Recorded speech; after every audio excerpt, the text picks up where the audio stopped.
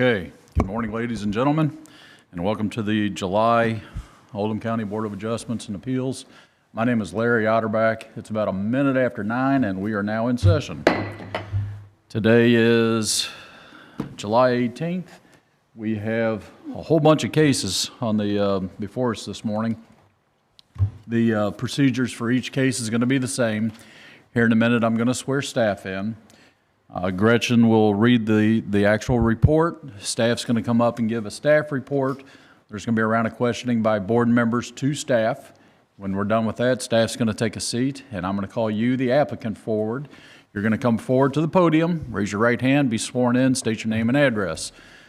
Make sure that anybody talking, make sure you're at the podium speaking into the mic. Things are being recorded, so you must be up here at the podium at the mic. So you, the applicant, you're going to come forward, raise your right hand, state your name and address, justify your project. There might be a round of questioning by us, the board members, to you, the applicant. You'll have 20 minutes to justify your project. Clock is on the wall. We will notify you when time's getting low, but stay to your 20 minutes. After the round of questioning by board members to applicant, you may take a seat. I'm going to call forward anybody that wishes to speak in favor of the application and then opposed to the application. It's the exact same procedure. Those that wish to speak in favor, you're going to come forward, you're going to raise your right hand, state your name and address, get sworn in, talk into the podium or into the mic, and tell us why you're in favor of the application. Collectively, that audience will have 10 minutes to tell us why you're in favor of the application. Again, clock is on the wall. And when I mean collectively, all members who wish to speak in favor of the application, that whole audience will have 10 minutes. Same thing with the opposition. Once we do in favor, that group may take a seat. Anybody that wishes to speak in opposition to the application, you'll come forward, raise your right hand, state your name and address, get sworn in, tell us why you're opposed to the application. Collectively, you'll have 10 minutes. There'll be a round of questioning by board members to that audience, and when we're done with that, you may take a seat. I'll have the applicant come forward, and they'll have time for rebuttal. It is 5 minutes for the rebuttal, and then we'll have final statements after that. Final statements are 5 minutes as well. When we're done with all of that, everybody may take a seat. Excuse me. The board, I'll open it up to the board to ask anybody in the audience any questions. And when I'm done with that, I'm going to close the floor for public hearing, open it up for general discussion among the board members, and call for an up and down vote. All right? Everybody, please make sure your phones are off or on silent. If you need to use them, please excuse yourself from the courtroom. Do whatever you need to. Just make sure it's off when you come back in. Board members, please make sure your mics are on. And with that, let's swear staff in. Do you solemnly swear to tell the truth, the whole truth, and nothing but the truth? Thank you. And Gretchen, if you'd like to read the first one, please. OC 24-021, an application has been filed requesting a conditional use for an owner-occupied short-term rental property on property located at 5900 Old LaGrange Road, Crestwood. This docket item was tabled from both the April 18th and June 20th meeting. All right, Brian. All right. I'm going to say this a lot today, but I'm Ryan Fisher, Senior Planner with Oldham County Planning and Development. And as Ms. Chitwood stated, this is from a tabled case back in April and then also from June on an owner-occupied short-term rental as the applicant's asking for a conditional use. So I'll run through these slides fairly fast just to kind of jog your memory a little bit. So this parcel does sit on an R2 residentially zoned property on 3.56 acres. We did do our notifications again, just like we did for that original meeting for the June and then also this July meeting. So that was posted to our website. We sent out those adjoining property owner notices early July, and that did appear in the Oldham Era on the 11th. So this is the parcel in question on Old LaGrange Road, 5900. Shows the zoning map of it being in an R2 residentially zoned area. And so the applicant's requesting that conditional use permit for an owner-occupied short-term rental. Now our definitions, and this is kind of the area that we're going to be looking at if you all can remember, but defines an owner-occupied short-term rental as the owner of record whose primary residence is located on the same lot or the immediately adjacent lot of that short-term rental property. So back in April, when we heard this case, the owner resided in that neighboring property. So our proposed short-term rental property is highlighted there with the red box. The owner's primary residence at the time of the application was 5906 Old LaGrange Road there in Crestwood. Now, if you can remember back in April, we had a lot of discussion about this small little blue strip of land. I know the applicant has tried to talk with that owner behind there, and I'll let them speak to what the status of that is, but I just wanted to kind of refresh your memory to that blue strip of land, which is kind of the most important. And then that proposed short-term rental is going to be a 2-story, 3-bedroom residence. So if we look at that occupancy then becomes 10 persons based on our short-term rental ordinance, and they're required to have 4 parking spots, which they met. And then if granted that conditional use permit, the owner must comply with all of those operating requirements that are listed in our short-term rental regulations. And so in summary, that applicant's requesting a conditional use before you again for the owner-occupied short-term rental at 5900 Old LaGrange Road. Our potential conditions of approval, the conditional use permit shall only apply to the application considered at that April 18th, as well as the July 18th, 2024 Oldham County Board of Adjustments public hearing. The applicant shall comply with all regulations concerning short-term rental properties outlined in our zoning regulations, section 250-050. The conditional use permit shall be automatically revoked upon transfer and sale of the property, and the applicant shall apply for and be issued a short-term rental property before any rental of the property. One other thing I did include in your staff packet, which we did not have at the April case, was a letter of support that's in the very rear of your staff packet. That was actually dropped off prior to that June meeting, but then that was tabled. So I did include that in there for you as well. I've received no other calls or emails or anything regarding the case. Okay, thanks, Ryan. Questions? Okay, thank you. If I can have the applicant come forward, please.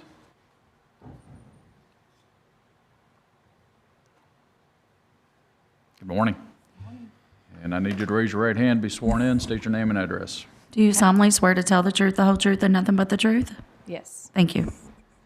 Kathleen Shadburn, 5900 Old LaGrange Road, Crestwood, Kentucky.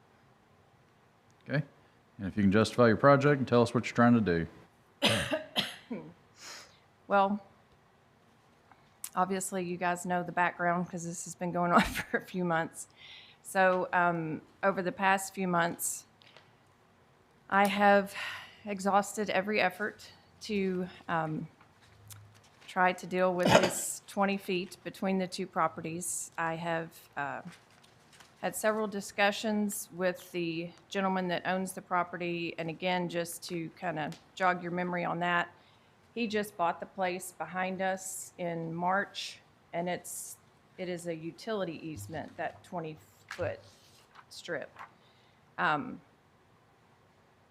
We've offered to buy it, we've offered to do multiple things, and not to go into all the weeds in this, but he's trying to do some things himself, so he's trying to hold on to that right now to, I guess, help negotiate his purposes. So it's all been friendly discussions, but it's just he's not willing to do anything right now.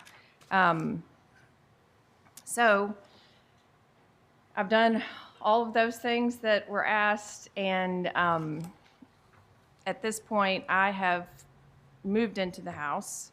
Changed my address, so I am now owner-occupied. And, I mean, I didn't really have a choice. I put too much into this, so. And I also sent in a photo of myself standing between the properties. Ryan and Jim both thought that would be good, just to kind of show you. I don't know. Yeah, I do. If you want to bring it up, you can put it on Oh, here. okay. I did not copy that.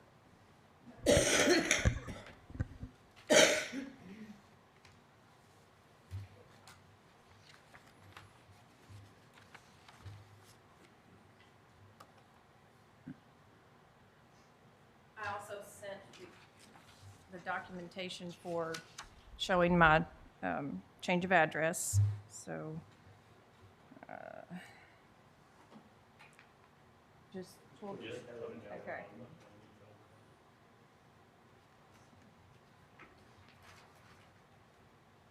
That's gonna be really hard to see, but,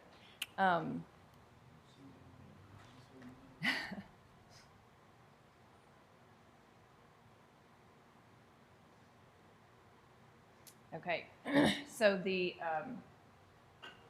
where I'm standing, you can see both properties, and this is the 20 feet that's in question, that we mow and manage and have for 10 years. If you look to my right in that photo, there's the small stake. That's the survey stake showing that's the property line for 5900, and the fence is the property line for 5906. So, Okay. You do have that as into evidence, is that correct? You got that picture? This picture? Yeah. Yes. Okay. and did you need the,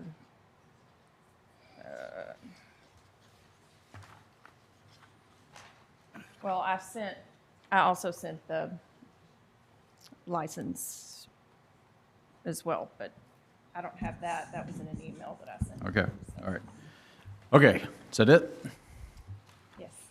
All right, board questions? So I just want to make sure I understand. So previously, you were living in 5906, and since the April meeting, or whenever we met last, now you've moved into 5900. Yes, So it is an owner-occupied short-term rental. Yes. That's what changed. yes. Okay.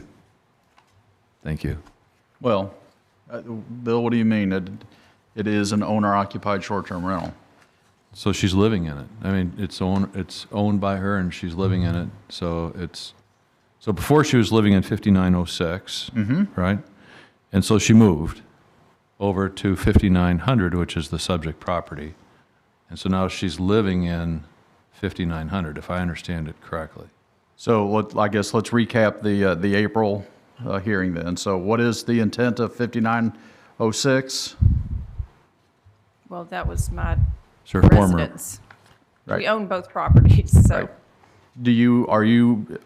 And you're living in 5900? You will Correct. remain living in 5900? Is that correct? Yes.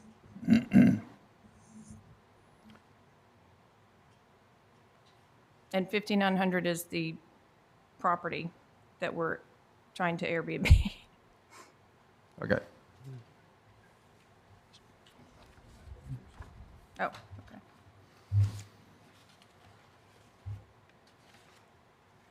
Yeah. So And no so, one so is- you said that you have submitted some evidence of moving, like you've got a new driver's license or Yes. whatever? Yes. Okay. So no one is living in the other property? No, this is kind of, I mean, I guess you're going to have to go into all my personal stuff, but my husband does, but my husband travels. And, I mean, you could say he lives in Houston, he lives in Louisville, he lives all over. So, yes, my husband lives there. Now, I have 3 adult children, and my daughter lives there. So, it's our home. We own both houses. So, but I have moved into 5900. So I guess we need to see, you said you do have utility bills or driver's Yes. license or whatever. I have both with me. Well, I have the utility bill and the deed, Okay, yeah. and then I emailed him the copy of the. You have your driver's license with you? No, I sent you the email. I didn't print it out because I emailed it to you guys. But do you have your license with you? I mean, My old one. I don't have my new one yet. It's the one I emailed showing the change of address. Yeah, if you could, please, Ryan.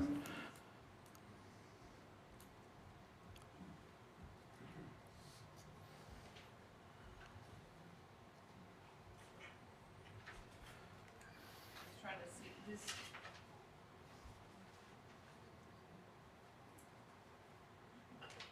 So what are we looking at? Well, this is it shows the service address, but when I sent the bill in, it took off the bottom part where it had my name. But I can't even, this is a Spectrum bill, okay. So, we'll need to wait for Ryan to get back, but, yeah, and this was the whole contention of last time and this time, is owner-occupied STRPs, there are regulations within that.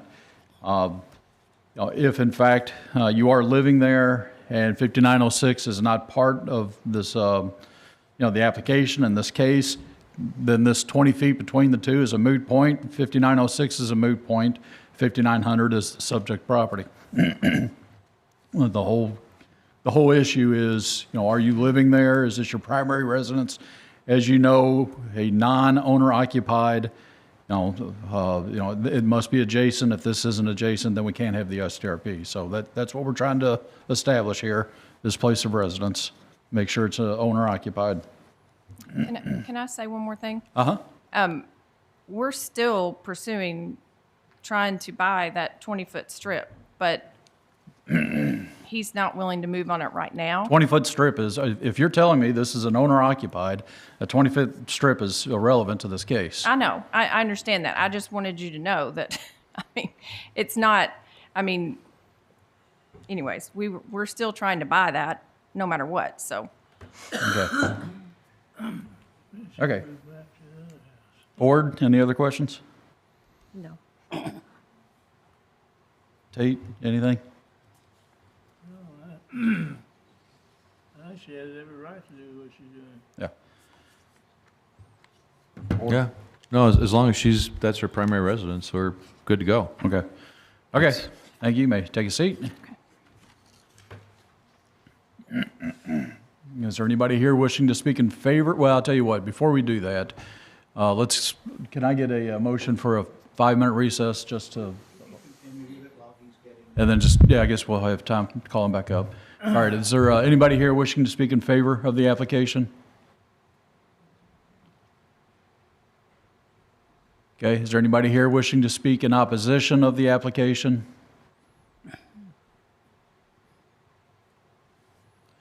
Board members, questions for anybody? And I guess this is the time, Ryan, where we'll call you back up.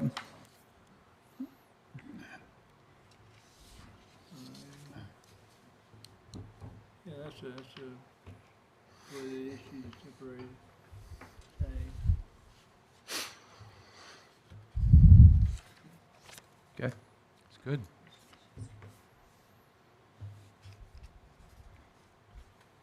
Okay, board? Anything? Any other questions for anybody? The license should be entered into the record, so Yeah. that, yeah.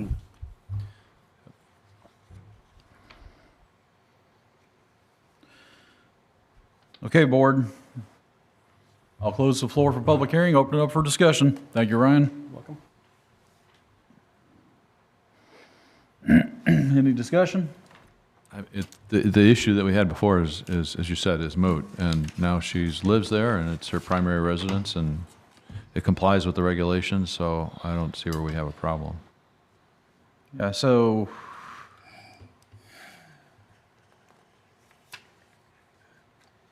I guess the only thing I've got is, part of our potential conditions of approval, one of which is it's going to, it shall be revoked if there's a sale or transfer of the property. But what we don't have is, and I guess this is interesting, should the thing be revoked if it's no longer an owner occupied, or how does that work? Ryan, I guess let's call you back forward. So part of our, so if this body approves something as part of our regulations, and it, it faults in our regulations at a later time, how is that brought to our attention, and how is that addressed? So our short-term rental regulations, those permits expire the end of every calendar year. So every December, early January, they have a certain period of time before they have to reapply. They would have to reapply. They have to show those same documents showing that that's their primary residence. So she would have to show her license again, show the utility bills, redo the application. And the conditional use permit would only revoke upon transfer or physical sale of that property unless something changes that she would not comply with the regulations. And even our regulations now say if a a manager or a responsible party changes or the insurance changes, they have to provide that. That's all part of our regulations as well. So if they don't fall within compliance of any of those, there's a potential that we could come back before the board and ask for that conditional use permit to be revoked. Okay. Good. All right, any board, I've got the floor closed. This is part of general discussion. Anything else? No. All right, I'm ready to take a motion. I'll make a motion. Motion to approve OC 24-021 for a conditional use for an owner-occupied short-term rental on property located at 5900 Old LaGrange Road in Crestwood.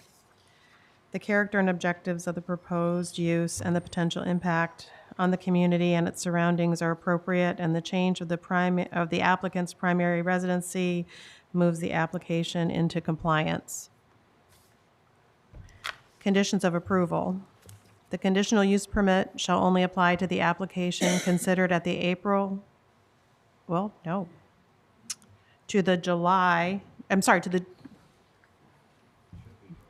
18th. Yes, that's incorrect. To the July 18th, 2024 Oldham County Board of Adjustments public hearing. The applicant shall comply with all regulations concerning short-term rental properties outlined in Oldham County Zoning Regulations, Section 250-050. Conditional use permit shall be automatically revoked upon transfer or sale of the property, and the applicant shall apply and be issued a short-term rental property permit license before renting the property. Second. Okay, thank you, Bill. Any discussion? All in favor signify by saying aye. Aye. Those opposed? It's been approved.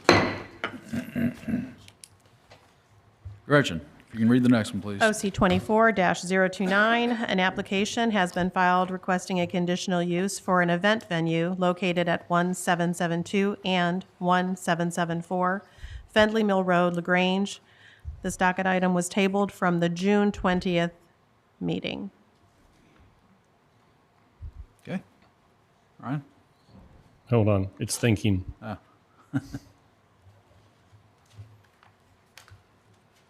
There we go. All right. Once again, this was a tabled case. Ryan Fisher, Senior Planner, Oldham County Planning. So this was a conditional use for an event venue. So I'll go back over this one again to jog your memory.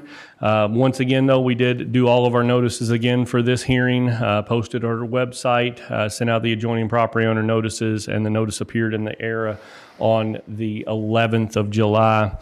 So these are the two parcels in question that have the two barn event spaces and two residences on the property. It is zoned R2 residential. A little bit of that site history. Back in January of 2020, the Planning Commission staff approved a minor subdivision plat that created those two separate 10.44 acre parcels that are the subject of today's requested conditional use. And then those subsequent ones there in March of 2021 were just for building permits for each barn and each residence on that property. Here are the pictures of those two residences and barn event spaces located to the rear of those. So the applicant's requesting the approval of a conditional use to allow the establishment of an event venue business on those two properties located at 1772 and 1774 Findlay Mill Road. The applicant has provided, and I did include that in your staff packet, a business plan. I know that was kind of the brunt of the discussion last month, was kind of looking at her business plan, so that has been included in your staff packets. Two barns located separately on those 10.44 acre parcels would comprise the indoor area of that event venue. And the access to the barns will still be from that existing single lane gravel drive, which you can see here in the photo running up to those spaces. Parking for the visitors to the event venue would be provided on grass close to the barns. That was provided by the applicant as well at the bottom of that event plan or event business plan to kind of show where the parking would be for the property. So in summary, the applicant's asking for that conditional use for this event space on that property. 2 barns located separately would comprise the indoor area, access, and parking we just included. And then we have several conditions of approval for you to note if you do choose to approve this. Thank you. Okay. As a part of the application, do y'all require event insurance to be obtained? I don't believe, yeah, no, we do No? not. Well, we'll talk about that later. All right. Any further questions for Ryan? So Ryan, I recall one of the issues that we encountered before was that the houses may be used for short-term rentals. And since the owner is not going to be living there, it would not comply with the short-term rental.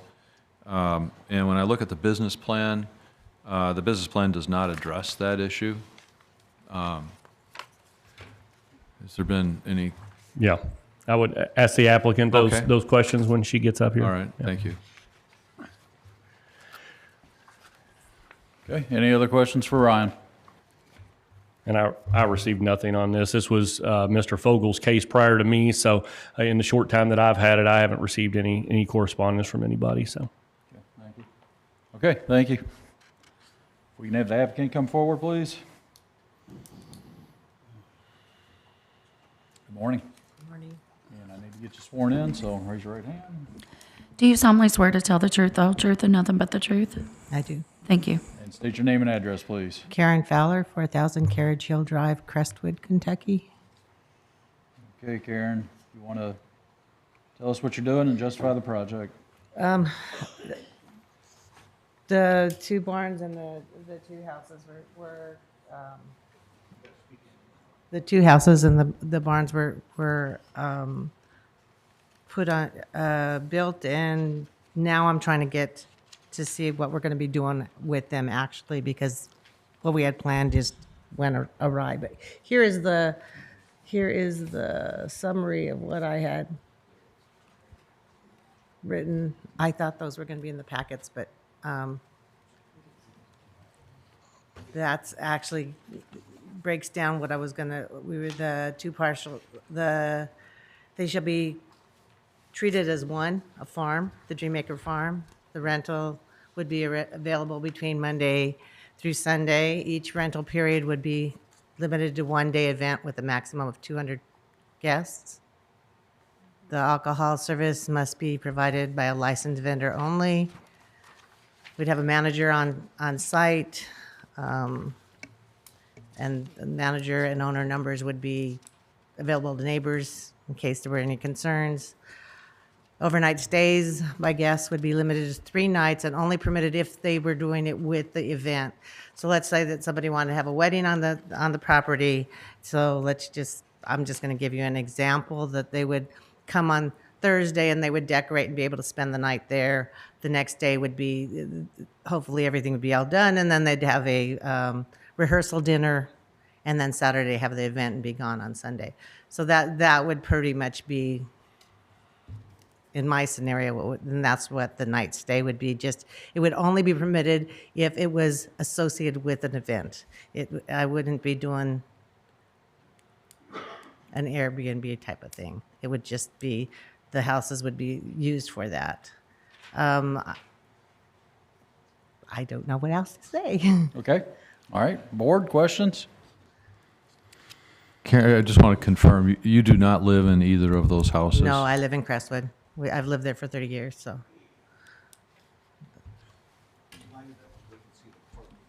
The parking?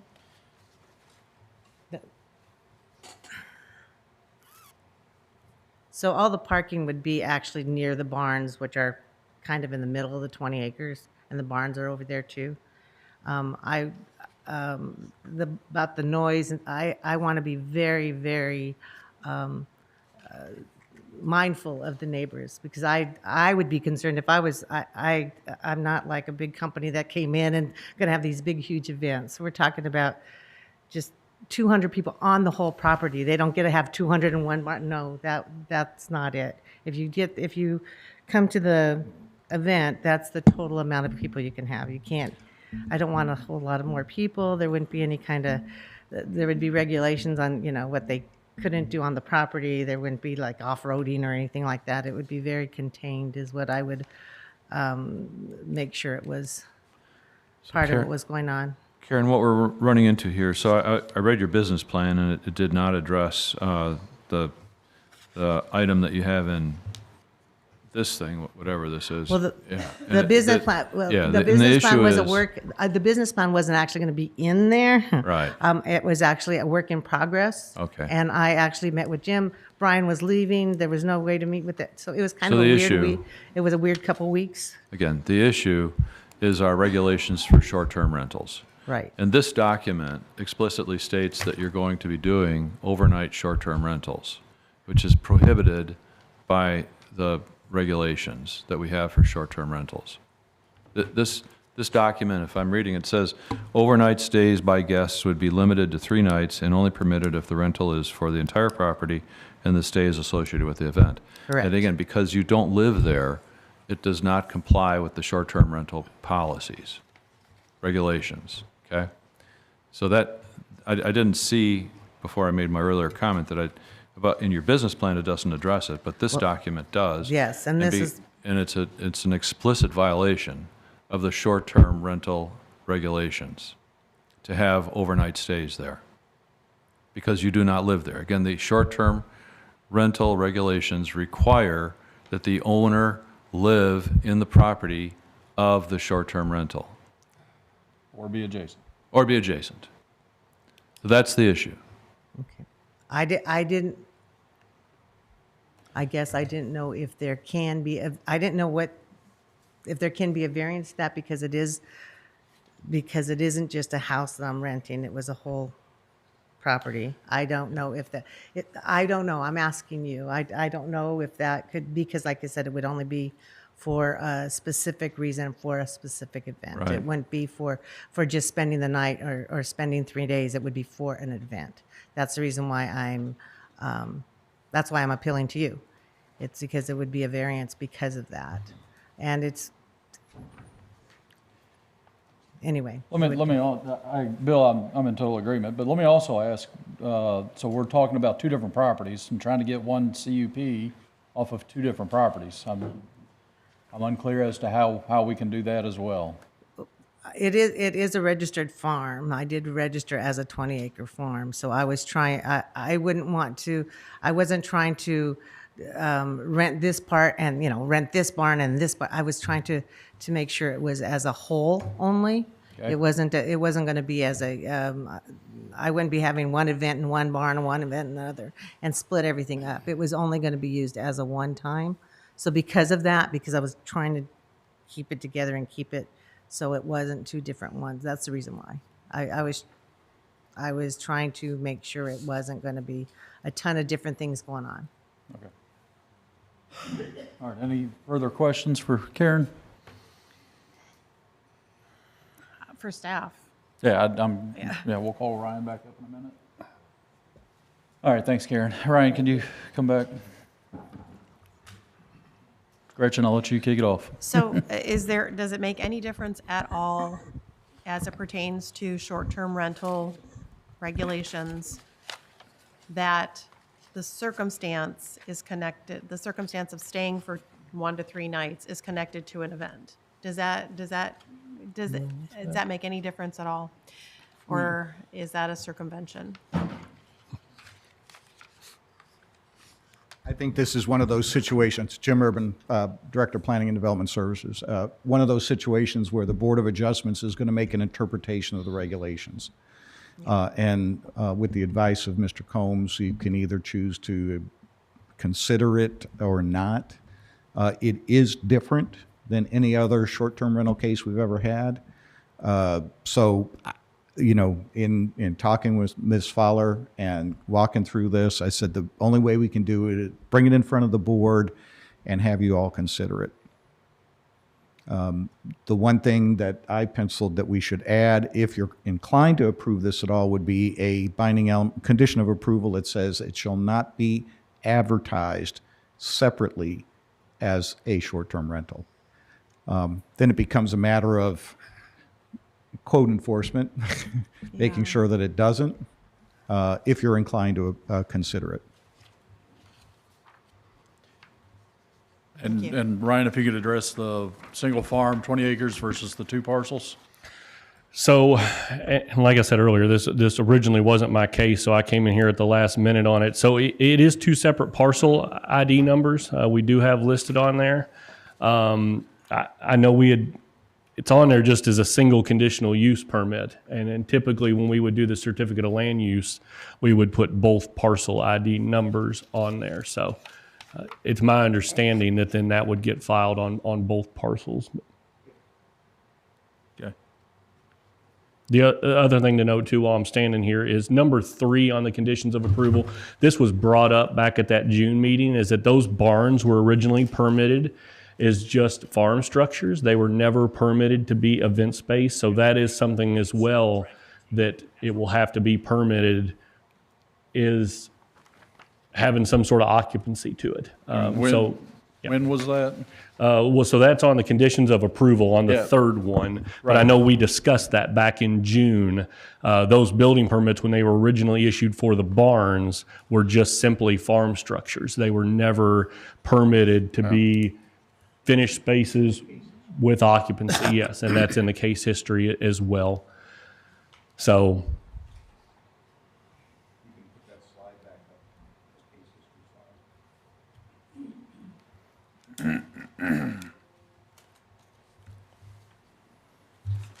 yeah, so you can see both those building permits were for barns.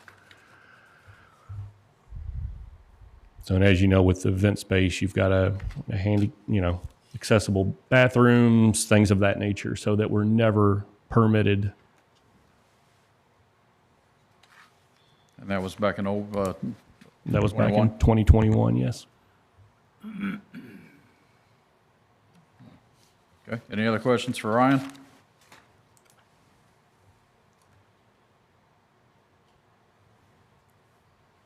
Okay, thanks. Board, I know Karen sat down. Do we need to bring Karen back up? Do you all have any further questions for Karen before I proceed with process here? No. All right, is there anybody here wishing to speak in favor of the application? I'm not speaking in favor, but this morning at 8:29, I just checked my emails. Jay, if you can put on the overhead. There was an email submitted by an individual. Let's see, what's this moon in the middle here? It says, it's from Karen Eldridge. It says, I am writing to support Karen Fowler's conditional use request. The added event space for LaGrange and Oldham County will help local ancillary businesses such as florists, photographers, musicians, and caterers. With the acreage and the size of the barns, the number of people would be limited. The location is also close to other special event locations, keeping within current property use. And that's from Karen Eldridge. I received that, you can't see it, 8:29 this morning. I think I was already up here. Jim, can you stay there? I have a question for you. So, as an event space, I really want to approve this. I mean, but this the conflict with the short-term rental regulations. So if she changed the application to not have short-term rentals, it would not conflict with the short-term rental regulations, okay? But I don't know how to get past that conflict. I mean, the regulations are pretty explicit. It has to be owner-occupied short-term rental. That's correct. Is there anything in the event venue regulations that allow people to do things overnight or whatever? I mean, I don't know how to get past that. Well, not overnight, but houses are sometimes used as event venues for preparation. So I know down on Todd's Point Road, as an example, there's one that's been there a long time, and they have a tent out in the back that's really the space for the event venue, or if it's nice weather, they don't even have a tent, and they use the house for preparation for the event, but not overnight stays. So this is a completely unique situation and request. I mean, if we were to approve this, would it then set a precedent for future applications of short-term rentals that are not owner-occupied? Perhaps, we always have that discussion about precedent. Each case stands on its own merit. That would, I think, be directed towards Mr. Combs. But typically, we have not encouraged anyone to do anything outside of especially the short-term rentals. We've modified our regulations regarding short-term rentals to not allow non-owner occupied, specifically because, as you saw in front of the Board of Adjustments, issues where out of town, out of state, and even out of country properties were being purchased and used for short-term rentals. At least this person lives in the county. You could condition it that it can't be used for overnight stays, but the houses, again, would be part of an event venue. It's a tricky subject. 'Cause So we could condition that we could condition it that it would not be used for short-term rental, even though in here it says it will be, but we can make a condition that it would not be and If you approve felt it. uncomfortable with the fact that it wasn't owner occupied, you could. Okay, thank you. That's helpful. Remember also, you already touched on this, but I want to say it again out loud. Those barns are not currently equipped to be occupied for assembly. So they don't meet the building code. So even if you were to choose to approve this, there has to be a complete building permit, inspections, and modification. They'd have to have handicapped accessible bathrooms. It would have to be inspected. They have Is to that have. in the conditions? Or, Did we include that in the conditions? It almost doesn't even have to be. I think, number 3 says it, but we wouldn't allow it to be used because it would be in violation of building codes. okay. So, I mean, this wasn't intended when it was permitted to be this use. Could you put Karen's email, Oh, sorry. email back up? And Jay, could you switch over to the overhead, please?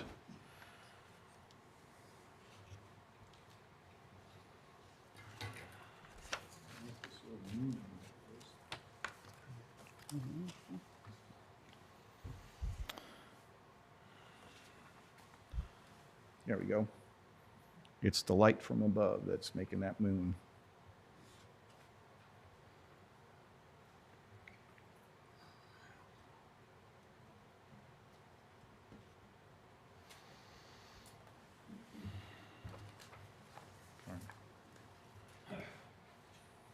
Okay, thank you.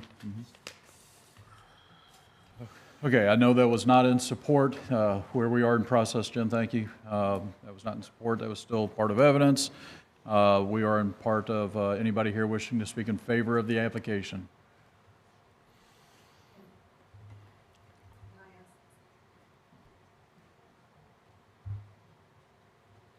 I don't know if I Wait a- have letters from. Speaking to the mic Sorry. here. I have letters from different people that couldn't be here but would like to. I don't know if I should give those now or Have you already submitted those into evidence? no. Okay. All right, let's, well, I don't know how to. Should I just read them? Should I just put them down here so you could read them? I don't know what to. yeah, let's go ahead and put them down, put them into evidence.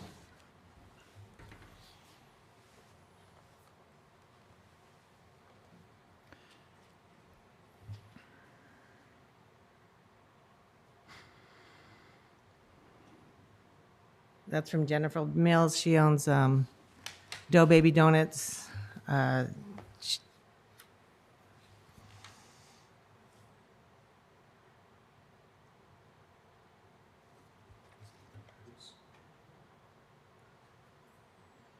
looks like it's on her letterhead and it's not signed. We haven't seen it. Oh, this is. Okay, But And then is this this a one. neighbor? well, it's, Is this just a, No, this is just one of the owner. She owns Dough Baby, so she came by and she went ahead. She just emailed me. That's the Okay. reason why it doesn't have a signature. This is so Jim is right. I mean, so in order to have that as part of the case, it needs to go through staff first. okay. All right, so thank you for that. Okay. Anyway, I have 4 different letters from different people. The tourism, the head of tourism, and there was just different people Okay. had it. So thank you. Those should have gone through staff first, and I understand. Thank you.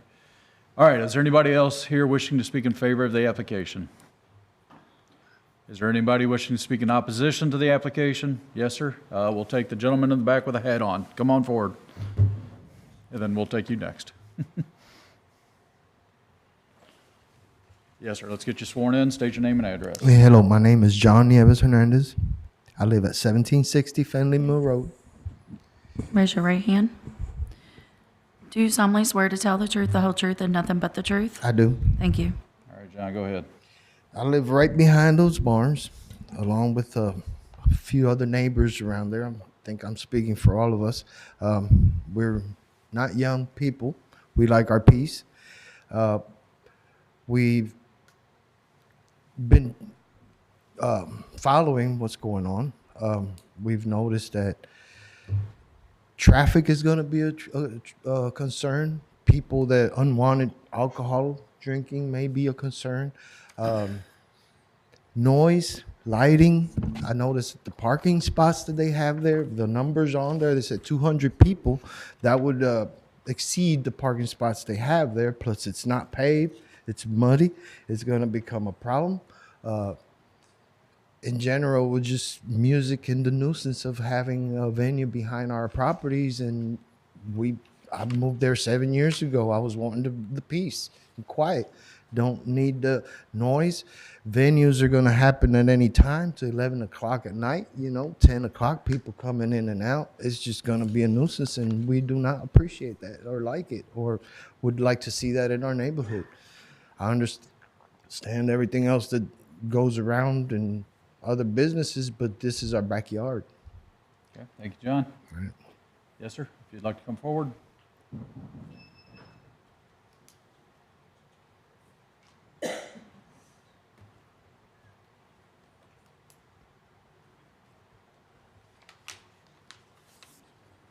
Yes, sir. I need to get you to state your name and address and be sworn in. Do you solemnly swear to tell the truth, the whole truth, and nothing but the truth? I do. Thank you. Name and My address. name is Bob Fishback. I live at 1680 Finley Mill Road, which is adjacent to the property, particularly the barns. Several questions that have come to mind as we've looked at this building. First, this is a very, very attractive venue, but it's the right thing in the wrong place. Infrastructure on Finley Mill Road is country infrastructure. Question number 1, what about sanitary facilities? Do they have septic tanks for the barns? Do they have drain fields? Are they going to put in portalettes? I'm a little concerned about that. Number 2, fire protection. There is, even though we have what we call city water, we have no fire plugs within a mile of the property. So fire protection is another question. And number 3, number of cars. I'm really concerned that we have people leaving maybe in 50, 60, 70 cars in a 10-minute period, coming out of a gravel road onto a paved country road, coming into LaGrange where there is no traffic light at 4th and Jefferson. Quite a backup. I suppose at that time an emergency occurred and myself had a heart attack. Could an ambulance get in and out of my property because of the backup on Finley Mill Road? So the infrastructure does not support the this operation. I noticed on the building permits that you showed earlier that these were supposed to be single-family homes and barns. When I saw them being built, I knew immediately they weren't single-family homes. They were built for basically duplex operation, 2 sets of duplexes. And the barns are not what we would call country barns. They are very, very attractive barns. Again, I've not seen the inside, but I can certainly see the outside. My barn's a 40 by 60-foot pole barn, and it doesn't hold a candle to the attractiveness of these 2 barns. Anyway, that is my that's my objection to this operation. Thank you, Bob. Anybody else wishing to speak in opposition? We'll start with you, ma'am. And actually, yeah.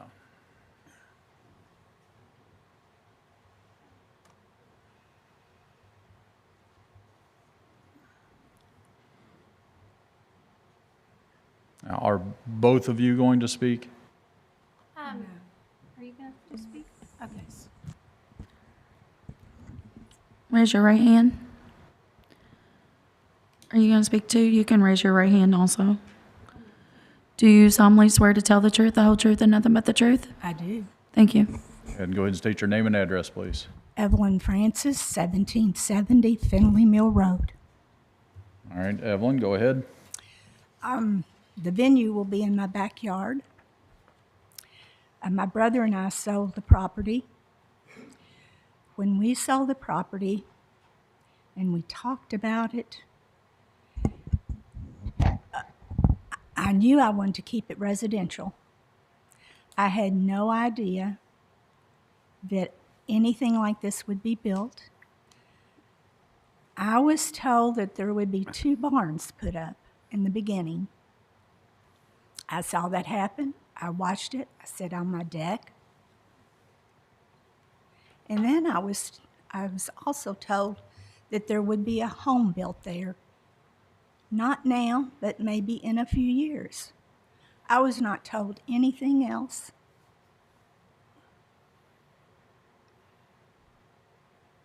All of our neighbors are kind of in a circle there, and that is in the middle.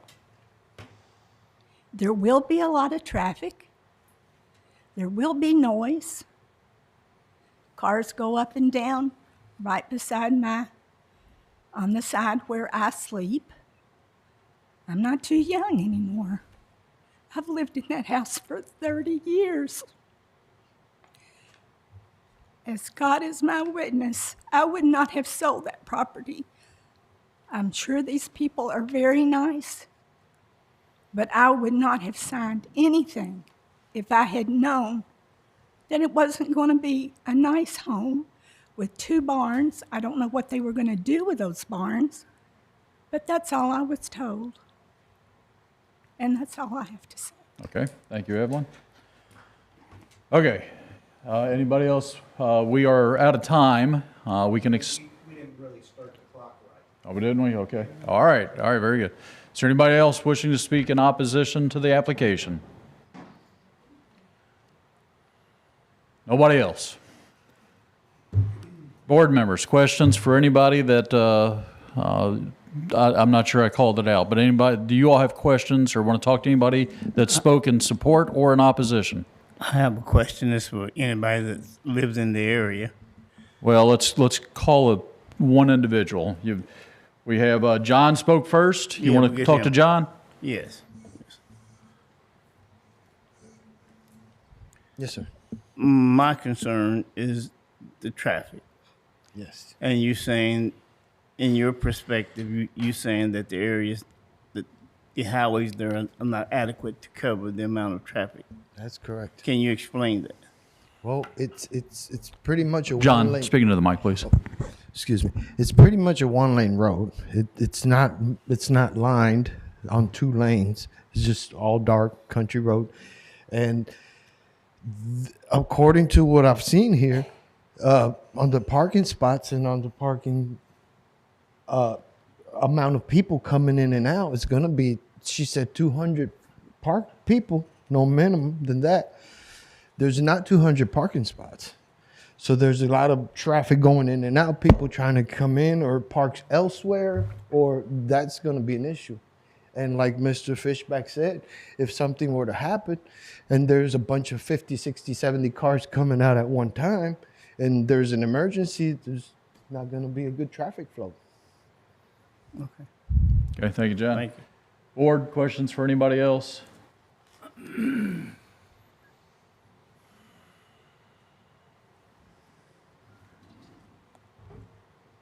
Okay, I'm going to close the floor, open it up for general discussion. Floor's been closed. So- Board? I mean, I think my first instinct and the instinct of most of the board members is to try to find ways to allow people the use and enjoyment of their property. And it's not as if the county doesn't need venues, but the regulations that concern. Gretchen, I apologize. I need to stop you. That's exactly right, Jim. That's exactly right. I apologize to you. I do need to reopen the floor. I was not complete with process here. So can I get a motion to reopen the floor, please? I'll make a move it. motion to reopen the floor. please. Charles, thank you. Bill, thank you. Any discussion? All in favor signify by saying aye. Aye. Those opposed? We need to reopen the floor. And Karen, let me bring you back forward, please. So we do have 5 minutes. We start with the applicant for time of rebuttal. And then after Karen, we'll have 5 minutes for opposition. So I know 3 people spoke in opposition. Figure out who wants to speak. You'll have 5 minutes for time for rebuttal, and then we'll have 5 minutes for final statements. Okay? And that's the same thing with the opposition. You'll have 5 minutes as well. Karen, go ahead. Okay, about I'll try to go through the concerns that I heard. Originally, when we bought the property, my contractor said that we could put duplexes on there. And unfortunately, I didn't check on my contractor. So they were actually built as 2 duplexes. That's what they were built as. I mean, planned for. They were planned for 2 duplexes. And it was in a 1031 exchange. I don't know if you understand what that is, but I sold a property in California to buy this property. And so when we did, you have 180 days to get it 90% completed, or the exchange doesn't work and you have to pay tons of taxes. And that's what I was, so we had the map and everything out, everything was done, all the footprint and everything. And when he came back to me and said, we can't do that, instead of changing up everything, because we're now months into this process and you had to get it done by that time, I just left the footprint the same and changed walls and made it into a big, so that's why there's 4 bedrooms and 4 bathrooms in this one, in each place, and they are single family, and that's why there's 2 garages. It's just, I had to do it quickly. So that's that part. When it comes to the traffic, there's a church down the street, Immaculate Conception Church, that feeds into that road, and they come out on 4th Street, which is part of Finley Mill, and then down the other side is the quarry. And the quarry always has tons of things that happening. Last fall, they had a big opening, and people were going. The traffic on that street, it's 2-lane road. Yes, it doesn't have a line down the middle, but a lot of roads don't. And so you can go in both directions. We're not talking about having events every day and people coming out every day. Like I said, we're kind of limiting it so that it would just be like A1 event. I'm assuming it would be like, how long is a wedding? 6 hours. So when you're going in, you'll have a little bit, not a little bit, I'm figuring about 50 cars, because 50 to 50, maybe 100 cars for 2 people per, but usually you have more than 2 people. That's the reason why I did the parking spaces the way I did. We also have more parking if we had to go straight down that all the way up that.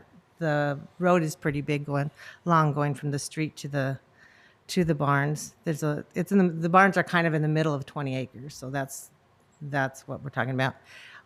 Someone asked about the facilities and the septic. We would actually, I've already talked to somebody about, we'd have to have a separate septic for that if we were doing them for event barns, and we would have to, so I've already discussed that in the regulations. Jim told me all the things that we would have to make sure happen. So even if you said yes, this process doesn't stop there. We would make sure everything is to code, everything that the facilities are available and ready for that. So it's just, we had to do this part first before we did that. And if you say no to this, then we're going to have to go in a whole different direction. So there was no reason to do any of this until we found out if we even got the conditional use permit.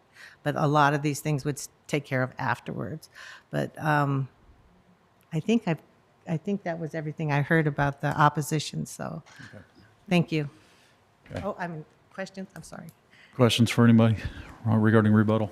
You'll have another 5 minutes here, just shortly. If you want to sit up front, we'll call you back forward for final statements. Opposition, you'll have 5 minutes for rebuttal. Anybody in opposition?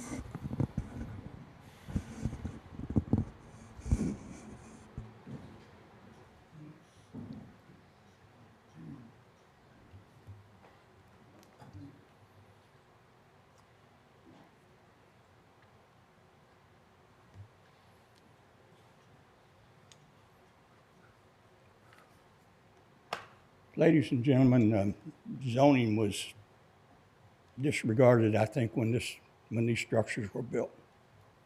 I hate to say that. Very obviously, things were circumvented. But back to sewage. I don't know how many people we're going to limit. Are we going to limit these venues to 20 people, 50 people, 100 people, 200 people in each barn? What is the traffic going to be coming out of that facility? Our road is not a two-lane road. There is no center stripe. There are no stripings on it at all. Yes, it's a paved road. I can remember when it wasn't, but it is a paved road.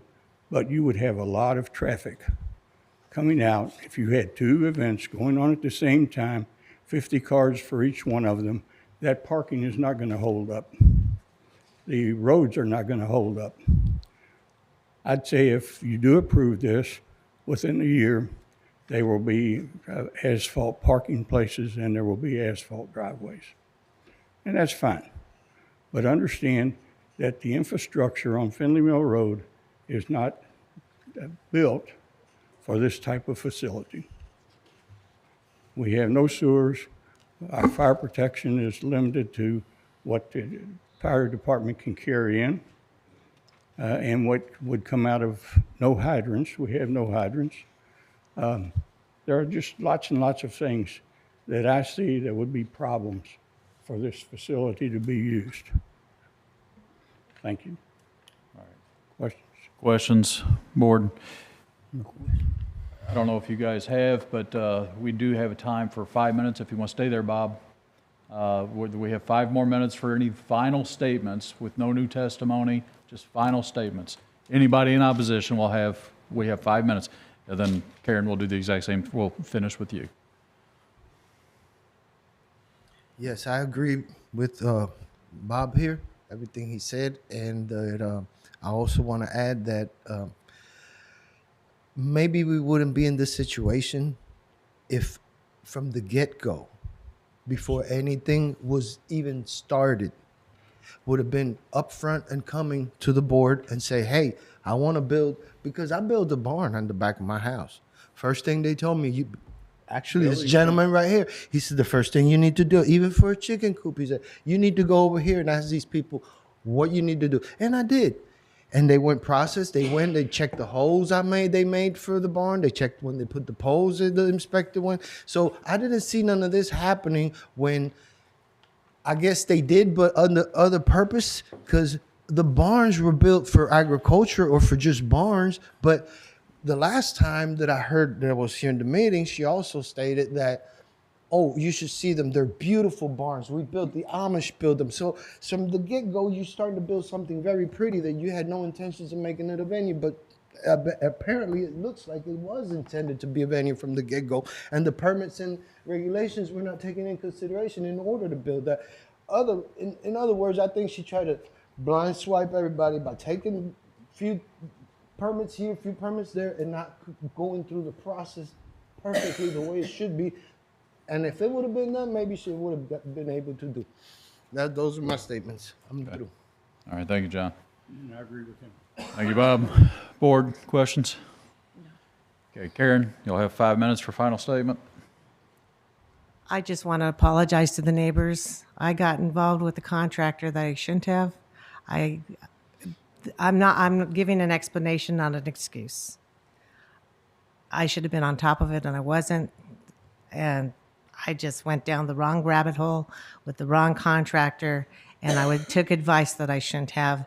And now I'm trying to go backwards. And if I can't, we're here. This is where I am now. I have no other choice except going forward from here now. I do want to apologize to all the neighbors. This isn't the way I had planned this to go.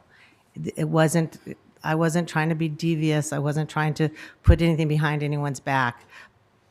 Unfortunately, I got the wrong contractor and this is where I am. So if you give me the permit, we'll go forward. And if you don't, I'm going to go forward anyway. But I do want to apologize to all my neighbors.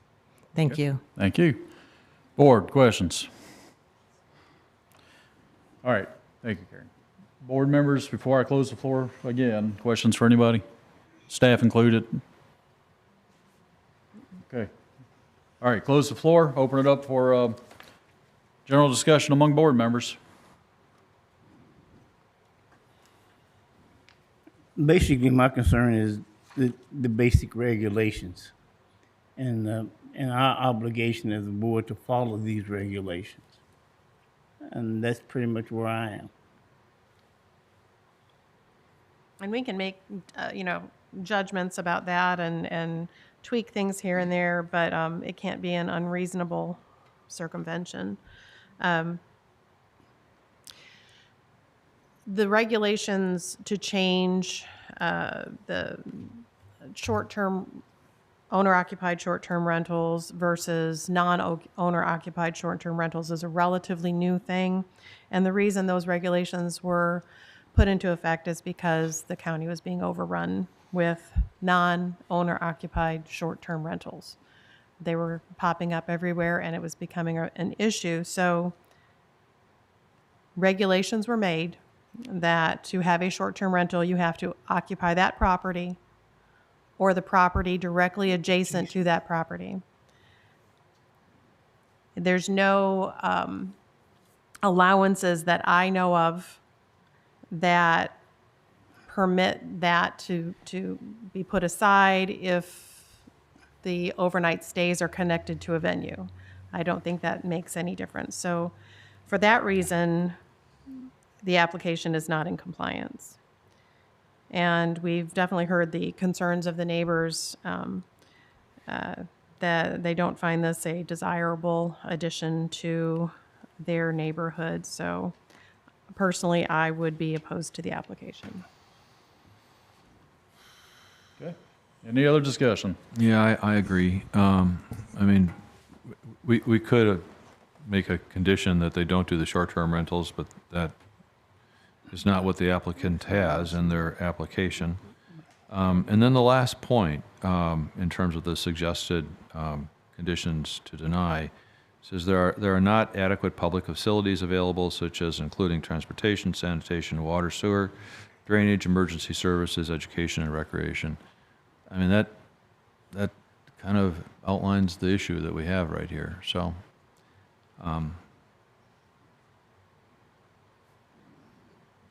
okay, very good. Jim? Mr. Chairman, thanks for allowing me to come up. Mr. Furco, you were right on. We always do this in training, and we always do this in the cases. In your staff report, you have suggested motions for either approval or denial. I think you really have to look at those and talk about things like whether it's the proper integration and meets the goals and objectives, it's compatible with land uses, and make your motion whether it's in favor or against in relation to those. Okay, thank you, Jim. Any further discussion?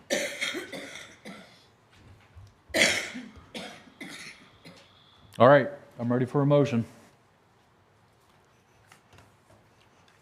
I'll make a motion. Okay, Motion to deny OC 24 24-029 for the conditional use for an event venue located at 1772 and 1774 Fenley Mill Road in LaGrange.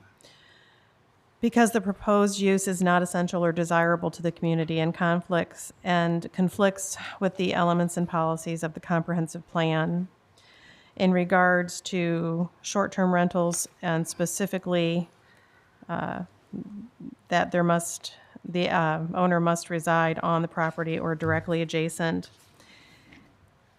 and the concern for the impact on the community at large. And that's my All right, Gretchen, thank you. motion. Do I have a second? A second. We'll take Charles. Thank you, Charles. Any discussion? All in favor signify by saying aye. Aye. Those opposed? The application's been declined. Ryan, Gretchen, if you'd like to read the next one, please. OC 24-034, an application has been filed requesting a conditional use permit for a third accessory structure with a location variance for a property located at 6201 Fieble Lane in Crestwood. Okay, Ryan? All right. Let me. All right. So now we're to the new cases. So as Ms. Chitwood stated, it's for a conditional use permit and a location variance at 6201 Fieble Lane in Crestwood. So the applicant has filed a conditional use permit for a third accessory structure on the property, as well as a location variance for a detached accessory structure on that property. It is zoned agricultural and sits on 6 acres of property. No previous site history.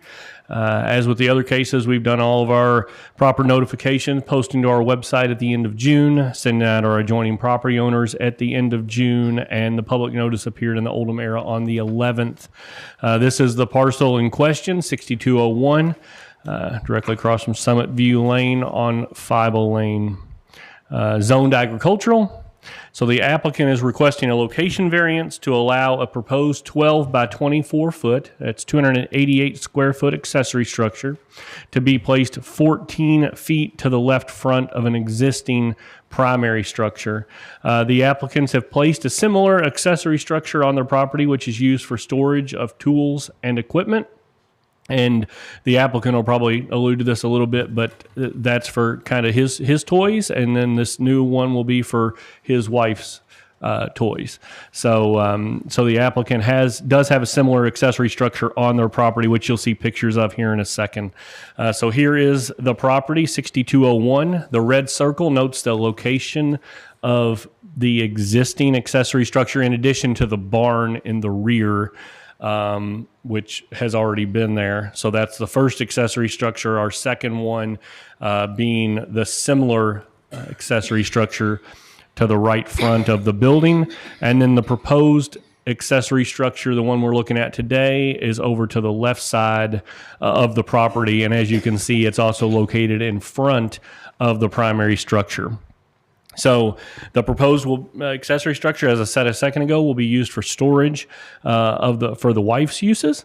Our section 250-030 item B talks about the number of accessory structures over 120 square feet. And so accessory structures on a parcel greater than 5 acres have no size restrictions. So I know that's something we typically look at here when we're looking at those sizes, but anything over 5 acres does not have any sort of size restriction.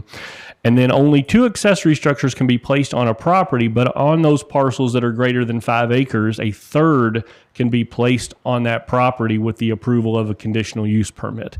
So that's what they're here before you all today to ask for that third one to be allowed with the conditional use permit. And this was included in your staff packet. This is the chart that we normally see. Normally we're up here in the 1 to 2.99 acres or 3 to 5 acres. So this one is greater than 5 acres. So as you can see, we have no restriction on size.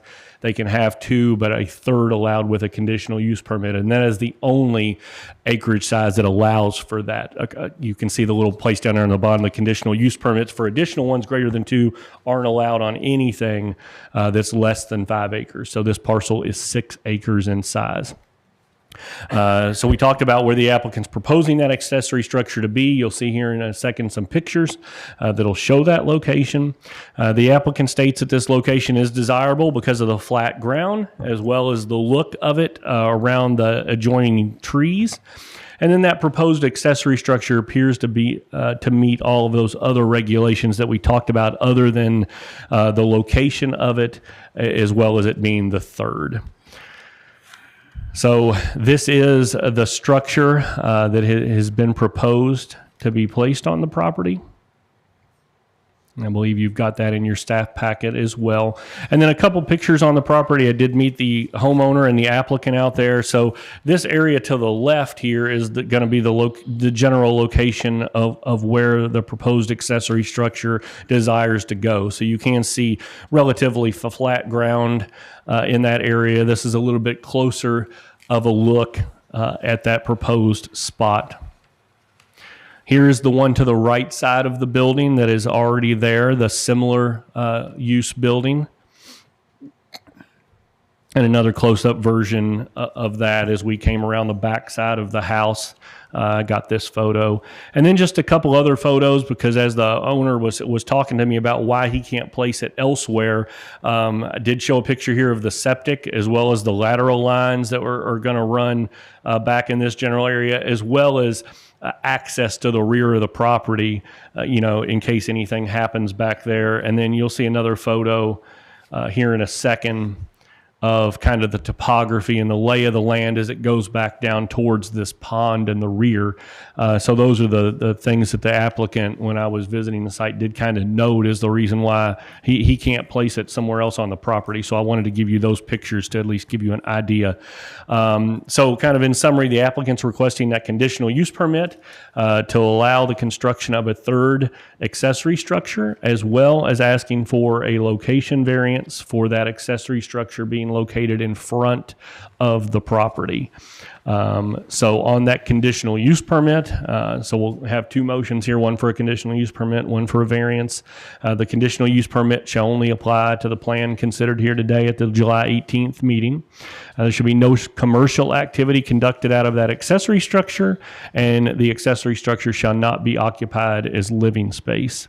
And then the location variance to allow that placement of the accessory structure in front. Those conditions of approval are the variance shall only apply to the application considered at the July 18th, 2024 public hearing. And with that, that concludes. Ryan, can you go back to the picture of the existing accessory structure?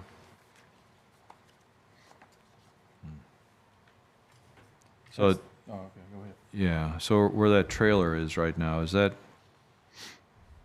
I'm trying to figure out how far that is from the house, or if there's room there. So I'll kind of show you. So it is about right here in this general area. It does tend to drop off. He'll allude to a little bit of work they had to do to even kind of get that flat. But I'll let the applicant kind of touch on the process that went into play to get that one there. So, Did I miss, do you have a screenshot or a shot of the street, from the street looking at the house? this is the closest one to the street. So they've got a driveway, as you can see here, that kind of circles around in front of the house.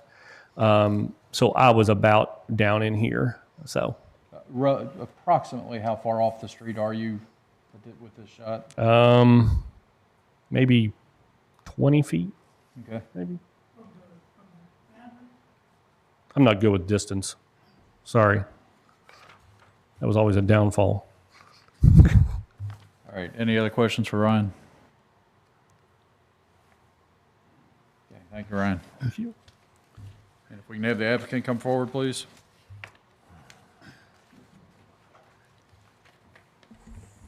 Good morning. Okay, let me get you to raise your right hand, get sworn in.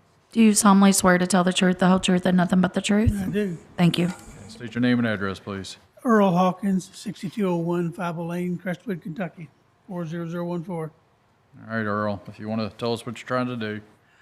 Yeah, like you said, you saw that one shed there. I mean, I've just loved it. We put it up there about a year ago, and I mean, I just go out there all the time, piddle and do stuff, and excess stuff from the house is out there. And I mean, it's just a good place. And my wife, she liked the idea, and so she wants one too. And so she even taught me the word she shed. I'd never heard it to them, but the point is, she wanted one. And the best place for it, of course, is where I named there, because there, I mean, this is Mennonite built. It's on runners. There, they'll just drag it there, probably do a little bit of leveling, with the blocks if it needs it. But whereas the one I had beside the house, it was a little harder than that, but it was doable because they were able just to dump a load of rock and then flatten it out. But as you go down further, for the next 1 to 200 feet, it goes downhill into a pond. If I did it anywhere out back beyond, the septic lines or whatever, then I'd have to have a backhoe, build a footer, and build something to hold it on. You can't pile rock up like I did where it was at, just beyond the depth it is. It's just, that worked out well, and we had a big discussion. I said, yeah, I can make this work. But so this other one, though, and she wants it up front, too, because I'll be 70 here in another month or so, and she and I intend to use these the next 10 years or so. Well, walking down that hill in the sunshine, in the winter, ain't a good thing. That up front is nice and level. It's shady. It's comfortable in the summer. It'll be comfortable in the winter. So it's just a good place for a shed. She's looking forward to it. All right. Board members, questions for Earl? Earl, did you consider putting the two sheds next to each other? I have thought about it, but if you're there, you see it just gets steeper. So they would already have that compacted gravel that's there, then you would have to try to compact more, and I don't think you can. In other words, because you can only compact it with so much of a slope on the lower side, because it'll just fall away. Earl, in this picture here, there's a shed straight back. Looks like right past maybe your fence. Am I correct with that? There's a little bitty thing, yeah, that was built there about 25 years ago. I think it's 8 by 8. Is that on your property? Yeah, I think it's an 8-piece of plywood, was put up there with a long time ago, yeah, and just walls built around it. We haven't opened it in at least a decade. Why? Because I think when we put something back there, the mice were in it. My wife just didn't like it anymore. So straight line back to that shed, is that where the septic field is? Yeah, but before you get to that, there's a septic system, a septic treatment plant put at the end of our house.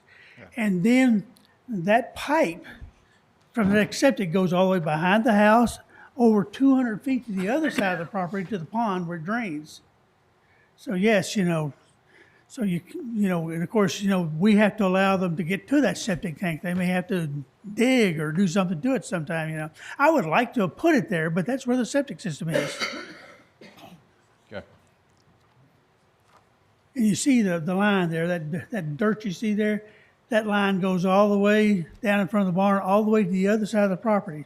All right, so anything there on the left-hand side of the house is septic. Anything on the right-hand side, I mean, you're getting close to, you're in front of your property pretty much anywhere on the right-hand side. Yep. Where the current shed is, anything behind that, it's starting to fall away pretty good. Right, yeah, you look on the left side, it especially falls away. And even where that little building you're talking about, it's up on stilts. Yeah. But because it was just an 8-foot piece of plywood, they were able to put it on stilts, and, a long, long time ago. Board members, further questions for Earl? No. All right, thank you, Earl. Ryan, any correspondence, email, anything? No, nothing. Thank you. Anybody here wishing to speak in favor of the application? Anybody wishing to speak in opposition to the application? Earl, anything else to say, or if so, you'll have to come forward to the mic. Oh, nothing really. We'll just say the Mennonites are waiting to drag it out there. Okay. All right, board, questions for anybody? All right, I'm going to close the floor, open it up for discussion. I have no problem with this.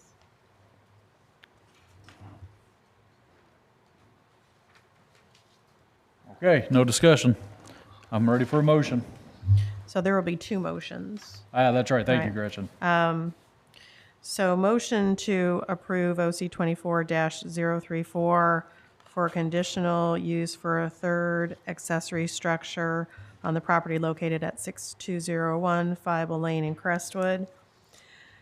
This will not adversely affect the public health, safety, or welfare and will not alter the essential character of the general vicinity and will not cause a hazard or nuisance to the public and will not allow an unreasonable circumvention of the requirements of the zoning regulation because the property is of sufficient size to accommodate that third structure. Conditions of approval. The conditional use permit shall only apply to the plan considered at the July 18th, 2024 Oldham County Board of Adjustments public hearing. There shall be no commercial activity conducted out of the accessory structure, and the accessory structure shall not be occupied as a living space. And that is my motion. Okay, thank you. Let's go ahead and vote on that. Then, I got a motion? Do I have a second? I'll make a second. Charles, thank you. Discussion. All in favor, signify by saying. Just Yes. minor discussion, sorry. Yes. So there's the barn in the back, and then there's the new accessory structure, and then the proposed one. But then there was that 8-foot thing, I don't know what he called it, hasn't been used in a long time. Is that like a fourth? I don't know how to count that. Is that, Brian, it's, yeah, I just, So that section 250-030 only pertains to structures that are greater than 120 square feet. okay, So got it. Good, thank you. you're welcome. all right. Okay. We have a motion, we have a second. Any further discussion? All in favor signify by saying aye. Aye. Those opposed?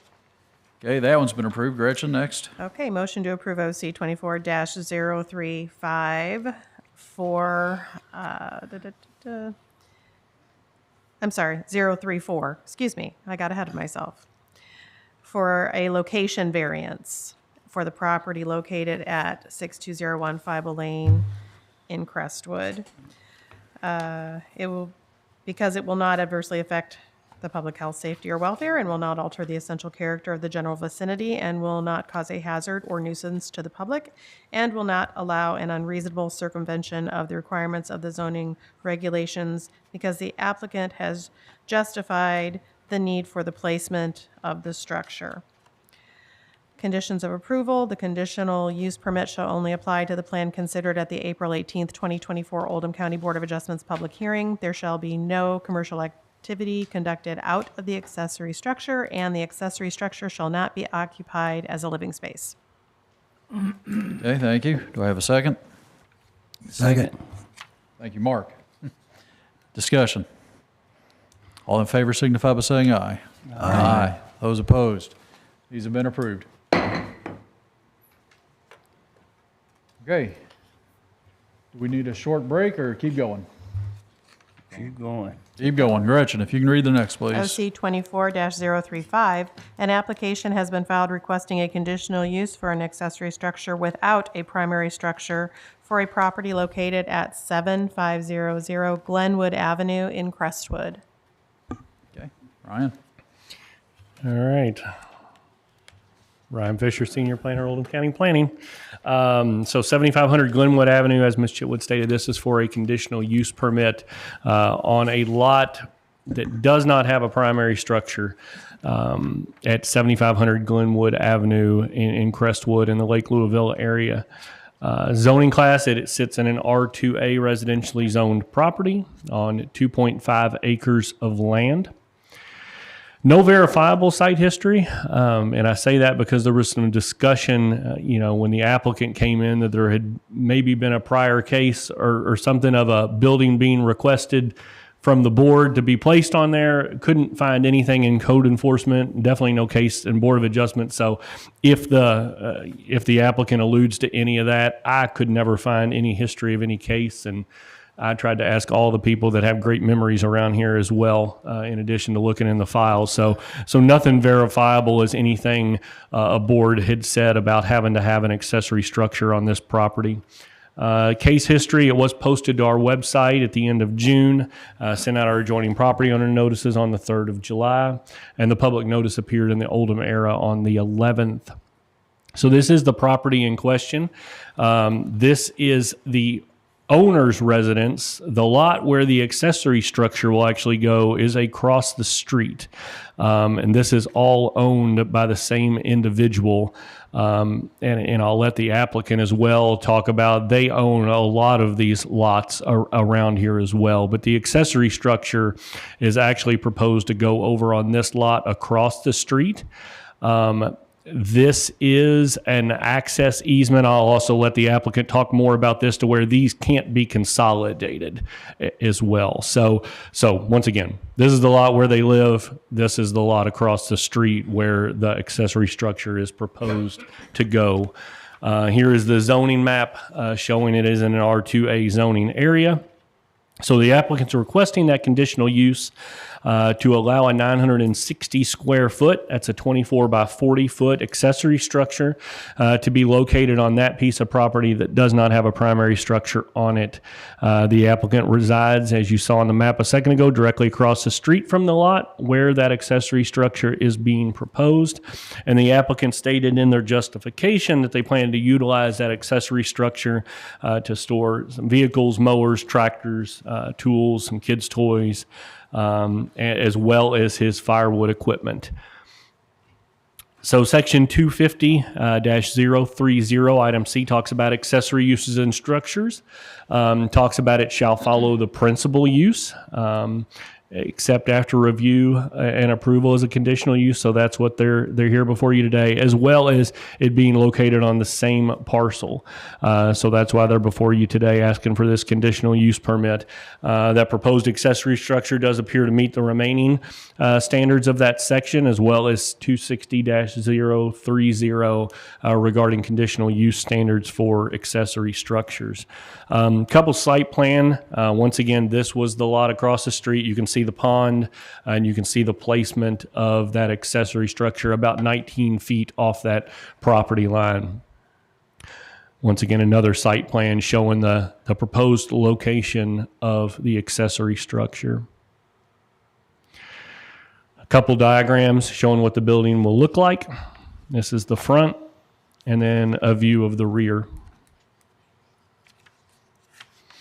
So now where things are going to get a little muddy for you. So upon going out and taking photos, this accessory structure was located here. Our code enforcement officer is the one that went out and took these photos. I have spoken with him. So this building, despite it looking like it may be a living structure, he said it is used just for storage. There is just stuff in it. Spoke to the applicant after this, and there's a couple things here that maybe are probably going to be questions that you'll want to talk to him about. There's been talk about this structure being removed completely. And then there's also been talk about maybe asking for an accessory structure today in addition to keeping this one. Now, according to the applicant, they were advised a couple of years ago that this didn't need a permit.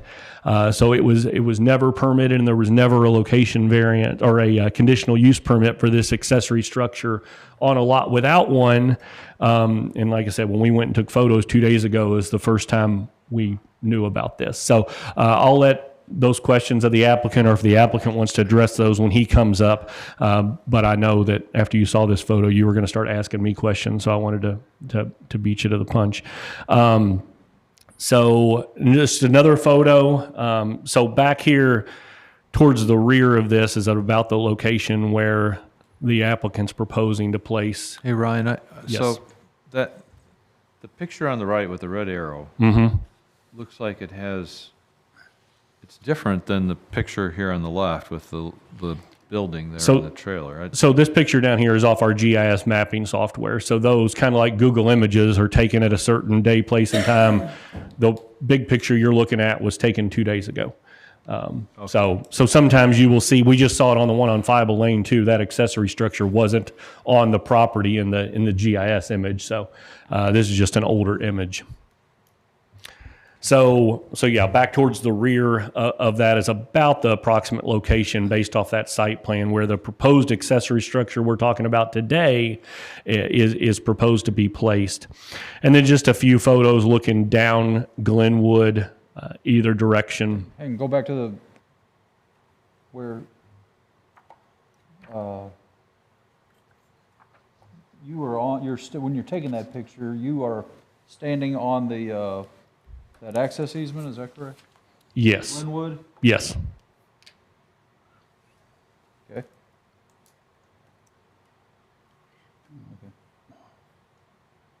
And then this is a view looking from on the property down towards the road. So the applicant is requesting that conditional use permit for an accessory structure without a primary structure at 7500 Glenwood Avenue. Those conditions of approval, similar to the last case, they shall only apply to the plan considered at today's meeting, July 18th, 2024. There shall be no commercial activity conducted out of the accessory structure, and the accessory structure cannot be occupied as living space. So now entertain any questions. All right, I've got a few. That right there. So first of all, does the building that we're looking at, does that, what address are we looking at there? Does that have an address? It does not have an address. Does not. Okay. Is there water, do you know if there's water run to that? I do not know. I believe, according to the code enforcement officer, and this is just, once again, he told me this, is that it's just storage. Okay. And when I talked to the applicant yesterday, once again, they can allude a little bit more, is he said if he needs to remove that one, he would like to take what's stored in there to be able to put in that new building before it, gets removed. But I'll let those questions come to. Why did the code enforcement officer, why was he called on to this property? I usually use him to go out there and take photos for me when I'm running behind schedule at creating PowerPoints. He's got a vehicle, and it's a whole lot easier for him than me. Right. So it was not a Yeah, complaint? no. Okay.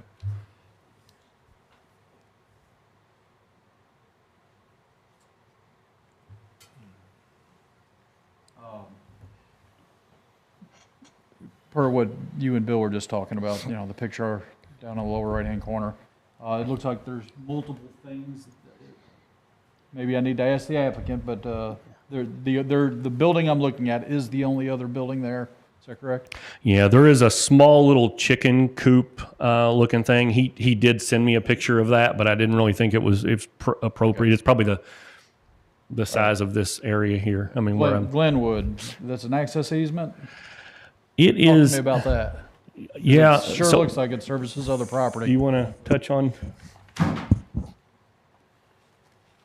This is all part of Lake Louisville area, and there are public rights-of-way and access easements, and back somewhere in the mid 04, 5, or 6 timeframe, the county went through and said there were all these unattended, unimproved roads, and they went through and they assigned certain classifications to them, and Glenwood was always one that was only an access easement.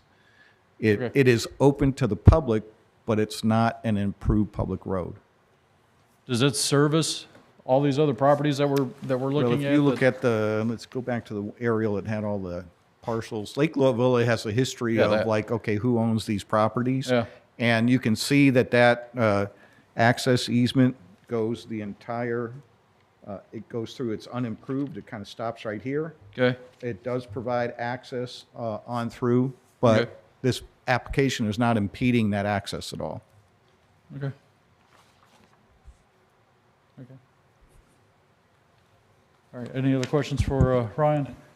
And I'll just say real quick, I brought that up because we talked about, when he first came in, can you consolidate those lots and then it'll be on the lot with the primary structure? But because of this, that's why he can't consolidate it with where his primary residence is located. So Because of this? That's because why- of the access easement, he can't join the parcel he's wanting to put his accessory structure on with his residential parcel. You can't consolidate those because there's an access easement between them. So that was, when somebody comes in, we try to go, how can we make this to where you can be in compliance with the regulations and not have to go to the board, make it easier on everybody? Well, that's one of the reasons why he can't. Brian, I have a question. So that looks like that's the 25 LL002993, that big parcel there. Is there, like right below your arrow there, is that a house down there, or what is that there? I don't think there's anything down there that, Oh, is that? maybe the applicant can allude to what's on his property much better than me, but So that is there's his definitely not property, a though. house. It's all part of the same property we're talking correct. about. Okay. And once again, you can ask him, but I believe he owns several parcels in this general area. So I know this is the subject property that's, well, this and the one across the street, or the access easement. Going down, there's, at least here, what we're looking at, there is no other residence.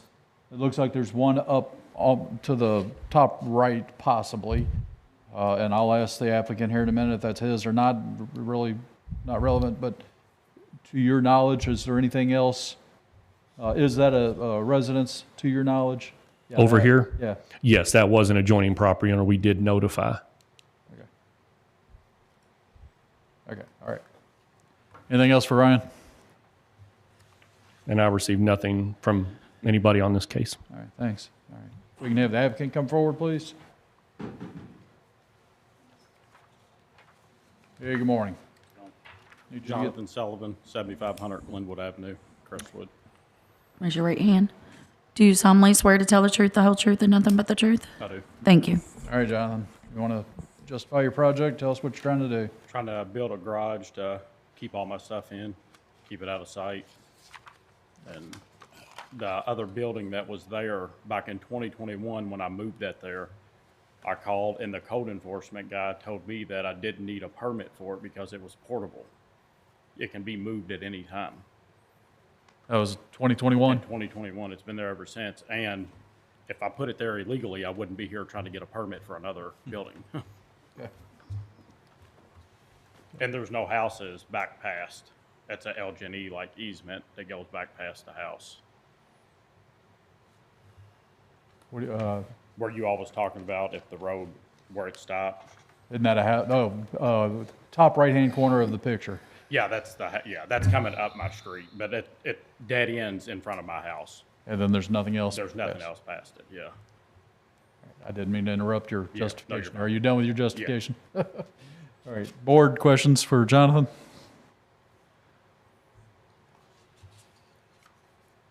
All right, so Jonathan, in the property across the street from this, what's outlined in red here, that's also yours. Yeah. Bill had asked, is that what is that we're That's- looking at south of, My firewood, that's firewood? yeah.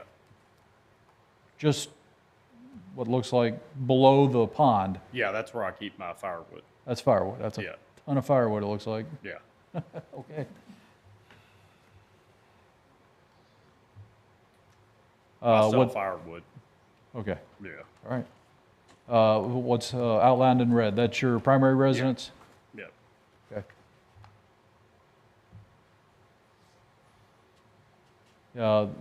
Just above your primary residence, is that somebody else's property? Where you, I'm gonna say north. I don't know what direction we're looking at, but just, let's say north of what's outlined on in both red. sides, the red, and behind it in front of it's mine.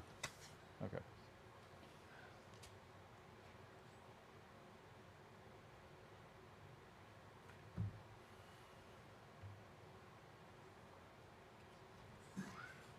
Do you intend on building the property with a pond?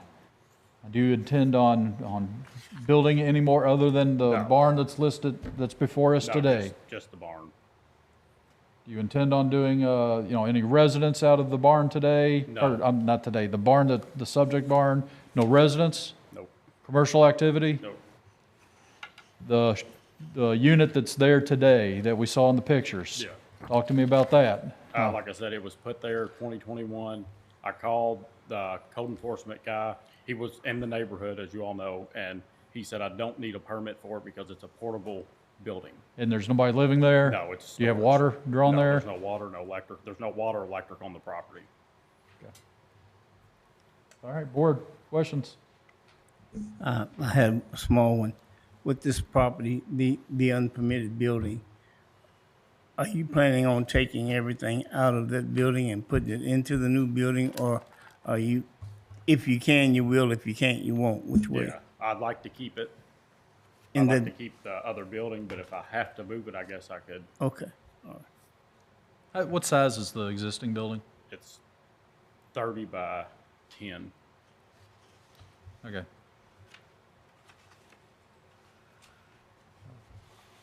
Okay. All right, other questions for Jonathan? All right, thanks, Jonathan. Thanks. Ryan, the existing building, yeah, that's over 120 square feet. Theoretically, does that need a permit? It should have received a CUP. permit. Yes, and it should have received a CUP. So when we talked yesterday, I said I think he needs to determine whether or not he wants to ask for this one today and tell you all that he's going to remove the other, or technically having both of them, he would fall within the regulations in 250-030 for his lot size of having two accessory structures, and they would both combine to be under 1,800 square feet. So that would mean you all would essentially approve a conditional use permit for two accessory structures without a primary. Yeah, go ahead, John. When we change software into the cloud, a lot of our legacy information was deleted. So, Mr. Sullivan, you can ask him, he's been there a long time.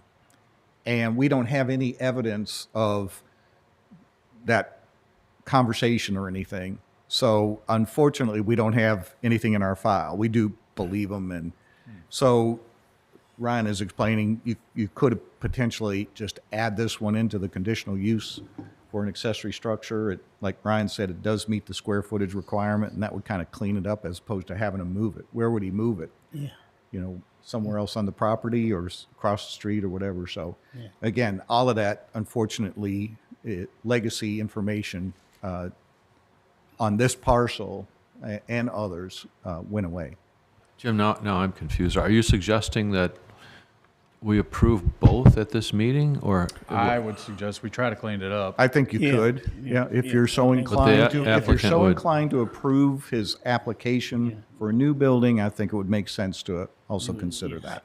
But that's not in the application. Would he have to amend the how do we do that? Well, Well, you could ignore it, number one. I mean, he was told that he could put it there without a permit. Whether that's right or wrong, again, we don't have evidence of that. And because, again, that file has been deleted. And then, or you can just clean it up. And I would suggest that you consider cleaning it up. Again, it can just all be in one motion, and we can just Yes. include it in the request. Okay. well, okay, so the property, the 7,500 is what's on the application. Is this, and I asked if there was an address, it said no. So, Well, there's no address because he will need an address when he puts the new building on there, because it will definitely need a building permit, at which time our addressing person in GIS will issue an address for that entire large parcel. how big is this large parcel? 2.5 acres? Is that? Yeah.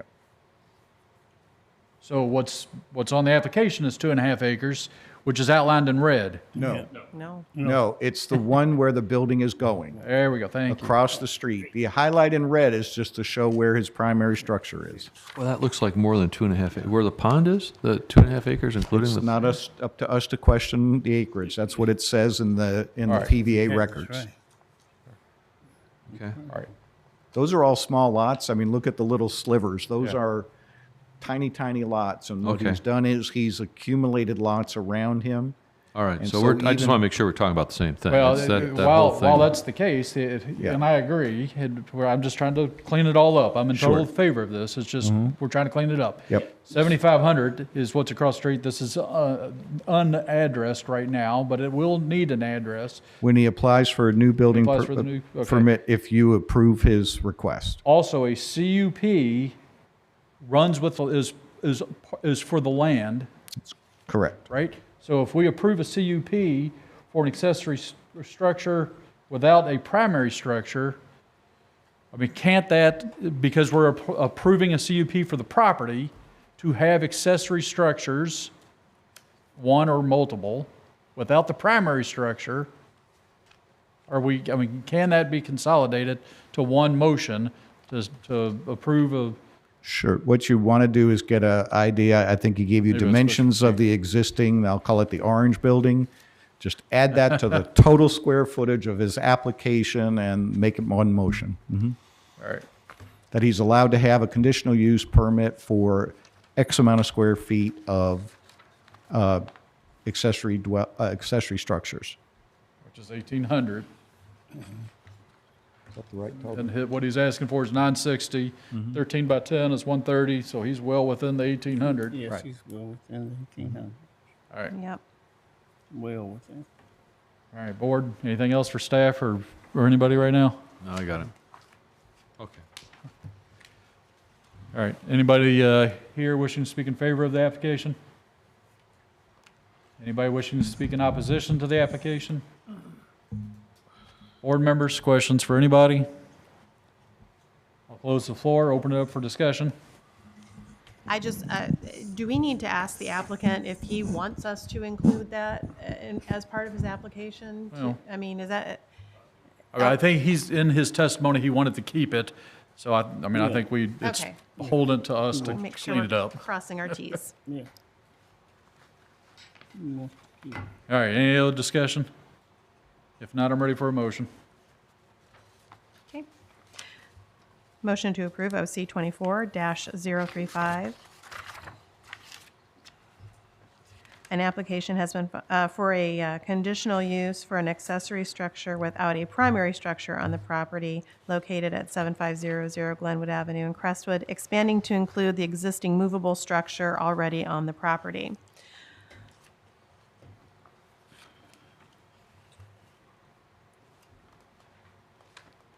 Because the character and objective of the proposed use and potential impact on the community and the surrounding areas are appropriate. The conditions of approval are: the conditional use permit shall only apply to the plan considered at the July 12th, 2024 Oldham County Board of Adjustments public hearing. There shall be no commercial activity conducted out of the accessory structure, and the accessory structure shall not be occupied as a living space. Okay, thank you, Gretchen. Can we amend that, that the two structures shall not exceed 1,800 square feet? Yeah. If they- That's part of the regulation. That's part of it, Yeah. that's part of it. Right. I think we're fine. Yeah, well, yeah. You did say, and it was in there, July 12th. Today's Yeah. the 18th, if it matters. Oh, right, it's July 18th. Yeah. All right. All right, we've got, thank you, Gretchen. We got a motion and a second. A second. Bill, thank you. Discussion. All in favor signify by saying aye. Aye. Those opposed, it's been approved. Gretchen, OC 24-037. are we still okay to go? Oh, wait, no, We need a break. 036, sorry. Could use a break. You want a break? All right, let's need a break? call for a break. Can I get a motion? Motion for a break? Second. Thank you, Charles. Discussion. All in favor signify by saying aye. Aye. Those opposed, turn off your mics.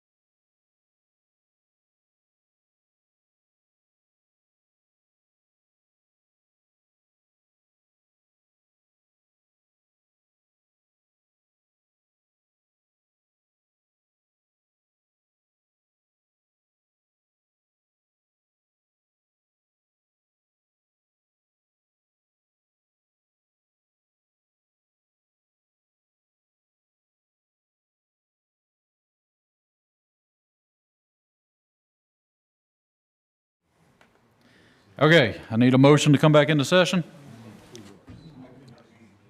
Turn your mic on. Make a motion that we come back into session. Thanks, Charles. Do I have a second? Second. Thank you, Gretchen. All in favor, any discussion? All in favor signify by saying aye. Aye. Those opposed, we are back in session. Gretchen, you want to read the next one, please? OC 24-036, an application has been filed requesting a location variance for a detached accessory structure on property located at 3901 West Highway 22 in Crestwood. Ryan? All right, Ryan Fisher, Senior Planner, Oldham County Planning.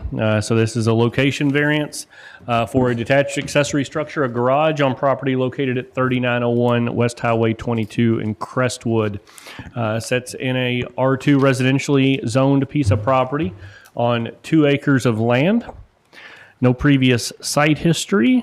We did post this to the website and notify adjoining property owners, as well as posting in the Oldham era within those proper timeframes.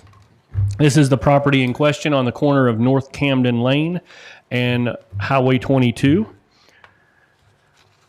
Here's the zoning showing it's in an R2 area. So the applicant is requesting a 26 by 40, so that's a 1,040 square foot detached garage to be placed in front of the primary structure. So the property sits on that corner, as I stated and showed you in the picture, of West Highway 22 and North Camden Lane. Section 060-010 states that those minimum street side yard setbacks, and so when you're on a corner lot, despite it being great, you get 2 street side yard setbacks that you have to maintain. So in that R2 zoning area, that is a minimum of 35 feet. So that property being on a corner lot, both of those street side yard setbacks have to be 35 feet. This was included in your staff packet as well, just showing that regulation for the street side yard setback. This diagram here to the right shows you that when you're on a corner lot, you get those 2 35-foot setbacks that you have to maintain. I just tell you that to let you know that they are maintaining those. They are not encroaching upon those, but that is a regulation that we don't see a lot of times. So that proposed structure does meet those street side yard setbacks, but is located what we would consider in front of the primary structure. The pictures will do a lot of justice to this here in a second. The proposed accessory structure meets the standards of Section 250-030 regarding those accessory structures, except for item E, being that it can't be between the principal building and the front yard property line. All right. So on the survey, which hopefully was in your staff packets, I'm pretty sure I put it in there, you'll see the proposed garage, the detached garage, falling within the 35-foot street side yard setbacks, okay? But how we would look at this was it does sit in front of the primary structure.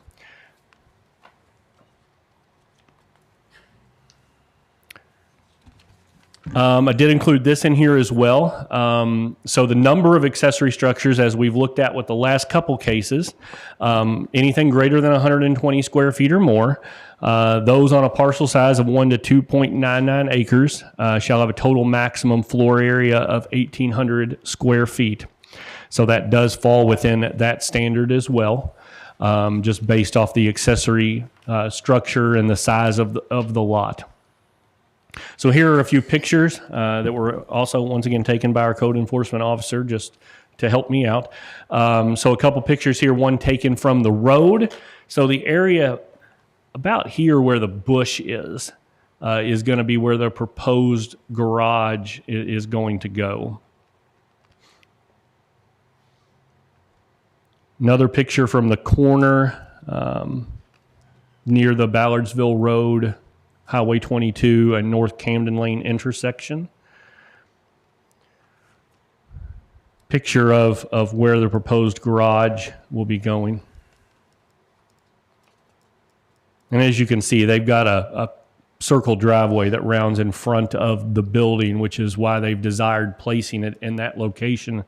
We did receive one just adjoining property owner was concerned about where the garage would be going in the sight lines of North Camden Lane, coming out onto Highway 22. So here in a second, I'll show you, I had the code enforcement officer take a few photos from that intersection. So this is just looking about the proximate location of where the garage will go out to the roadway, out towards 22. And then a picture from the yard looking at that intersection of North Camden Lane and West Highway 22. A view looking down the road from the applicant's driveway towards that North Camden Lane intersection. And then a picture right at the stop sign on North Camden Lane, so you can see the garage is going to be back in this general area of the house. And then he's got a little bit farther back of a sight line. Once again, garage will be generally in this area, and here's the stop sign for North Camden Lane. And I just wanted that, so, because we got that concern about the sight line, I wanted to kind of give you an idea of where the accessory structure will be going in relation to that intersection. And then just a view looking down North Camden Lane, applicant's residence here on the left. You can see the tree here in front of the garage. So again, you're talking in this general area for the detached garage. So the applicant's requesting that location variance to allow a detached accessory structure to be placed in front of the primary. And the potential conditions of approval being the variance shall only apply to the application considered at the July 18th, 2024 Oldham County Board of Adjustments public hearing. Entertain any questions you may have. Thank you, Ryan. Questions? Do we have anything in writing that talks about if something blocks a line of sight with regards to that being a safety issue? And how far that would have to be or anything like that? We do, and it's called a sight triangle, and it's measured from the intersection of both of those streets. And this is clearly outside that sight triangle. It's obviously, even the four-board fence could be more impairing to driving, but it isn't within that sight triangle. So this is well inside the property.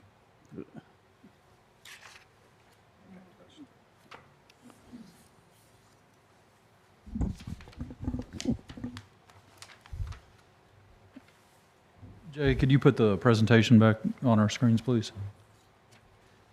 Thank you. All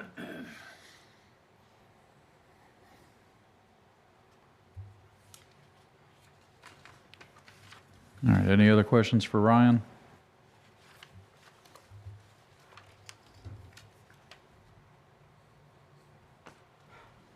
Okay, thanks. If I can have the applicant come forward, please.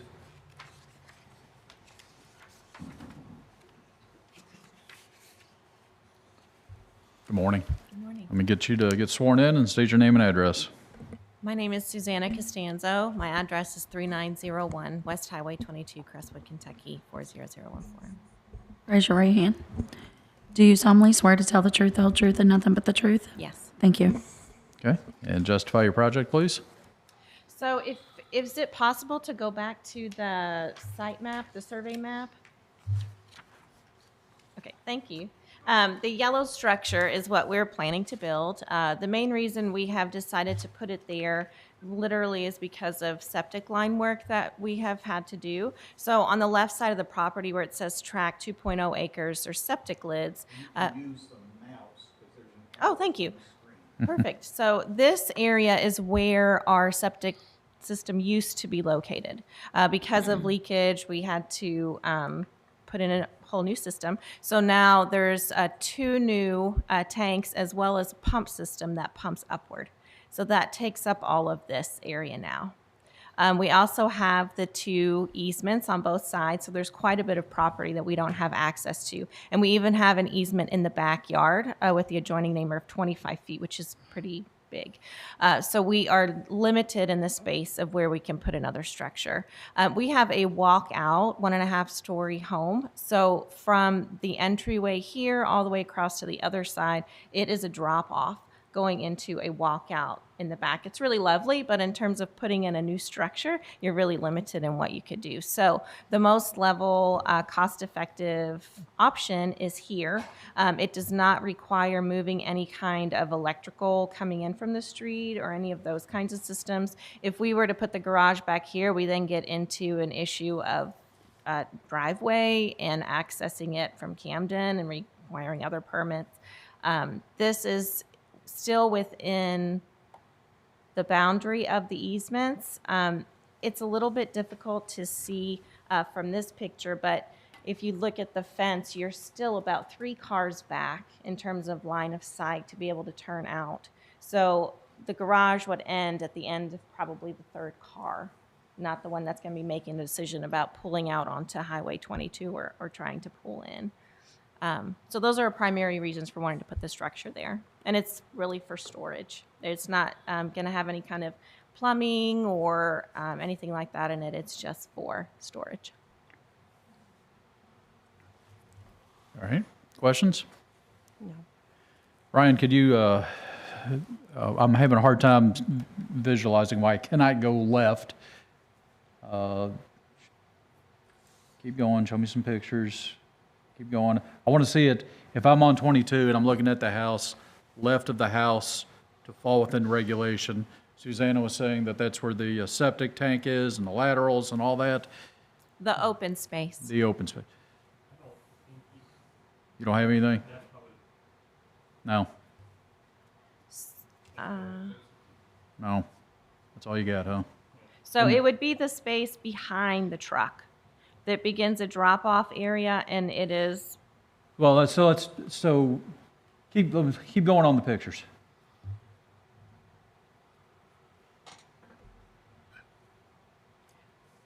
so anywhere where Okay. you can see driveway, it begins to slope away from the house. So behind the truck, the driveway, that line of trees, it's all sloped down. Okay, so, okay, well, maybe that's good enough. So behind the truck, where the red car is, or whatever that is, that's where it starts to slope down, is basically starting where that red truck is. Yes. So the sloping on that side of the house begins before the door, the front door. Okay. So if we were to try to build in line with the house on that side of the property, it's a lot of building up. Okay, all right, that answers my question. And then you have lateral lines that are coming into that Behind, and then area. behind that starts all the lateral fields and all Yes. that, so. And then on the right hand, if you go down North Camden, if the front of the house faces 22, you can take this back down Camden. If we built this size of structure beside the house, we would have to remove an existing sunroom to stay within the easements. Gotcha, okay, It'll thank block you. a lot of light into the house. Okay. There's an existing door that comes out the side of the garage. It will be an unusual space then. Okay, Trying to tie into the roof line the way that it is with an additional 2-car garage added on is really odd. It I think will be really expensive to try and modify the roof to do 2 cars. And then again, you're blocking a lot of light into the sunroom where you have to completely remove it. okay. Ryan, could you show me a picture of the front of the house, look off 22? Yeah, that's good, right there. No, go back one, that's good. So that little slip of gray just under the roof line, that is the roof of the sunroom Gotcha, behind that bush. okay.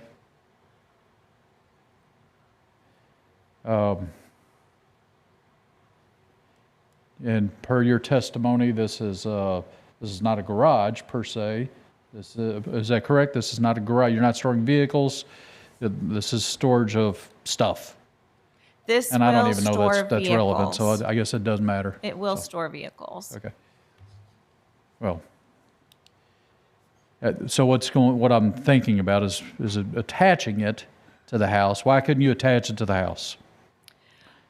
We could, and in hindsight, if I knew I would be here today, I probably would have figured out some kind of easement or a roof line or something to attach them so that it is. We can still do that. I do not know. Well, I the think if I'm not appropriate mistaken, structure. things have recently changed. It has to be conditioned space. Yeah. So it's not just refine, it's condition space to, otherwise you're still here with us. Okay. So that the original idea, you can see the sidewalk circles back, and it was, oh, thank you. This sidewalk curves around, and so this sidewalk was going to be used on the side of the garage to have a door, the new structure, to have a door coming out. So we were just going to build it here in this space, so that it flows with what we have. In terms of looks, you can see our neighbor has a much larger structure, but they've tied it in to their property by having that connected sidewalk. The house behind us also has a similar structure, and theirs is behind their home, and they have a similar sidewalk that ties it to the rest of the property. How far off the primary residence are you proposing here? What is the distance Yeah, here? yeah. Can we go back to the survey map? Or it might say here. I believe it's about 10 feet, 8 to 10 feet Yeah. between the tip of the garage here. This is the concrete pad, and then the structure, Okay. if it's even that far. So this is a 2-foot space. This is probably another 2-foot space. This sidewalk is probably 2 feet, so maybe 8 feet altogether. Okay. They're very close, and it can move 2 feet up. This can come to be right there on the sidewalk. All right, Board, do you all have anything else for Susanna? I would just encourage her to do that. Move it as close to the sidewalk as possible so that, again, those sight lines are as large as possible. Okay, anything else? No. Okay, thank you. Okay, thank you. Is there anybody here wishing to speak in favor of the application? Is there anybody wishing to speak in opposition to the application? Board members, questions for anybody? Susanna, any final statements, final words? Okay, Board, anything else before I close the floor?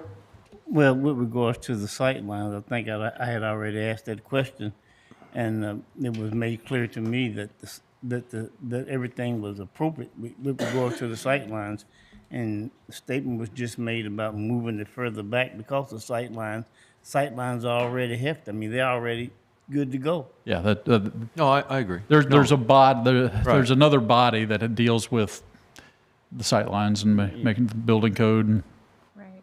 but, I agree. yeah. No, I was just for, you know, all right, Yes. anything else before I close the floor? All right, I'm gonna close the floor, open it up for discussion. I think the applicant did an excellent job presenting this. It seems like all other avenues have been exhausted, and she did her due diligence. Okay, I'm ready for a motion. All right. Motion to approve OC 24-036 for a location variance for a detached accessory structure on property located at 3901 West Highway 22 in Crestwood. This will not adversely affect the public health, safety, or welfare, and will not alter the essential character of the general vicinity, and will not cause a hazard or nuisance to the public, and will not allow an unreasonable circumvention of the requirements of the zoning regulation, because the applicant has justified the placement of the structure due to the location of a new septic system and lateral lines, and the applicant has exhausted all other possibilities for placement of that structure. Conditions of approval are: the variance shall only apply to the application considered at the July 18th, 2024 Oldham County Board of Adjustments public hearing. Okay, thank you. Do I have a second? Second. Bill, thank you. Discussion. All in favor signify by saying aye. Aye. Those opposed, been approved. All right, Gretchen, we'll go to the next one. An application has been filed requesting a conditional use for a detached accessory dwelling unit on property located at 1001 South Buckeye Lane in Goshen. Okay.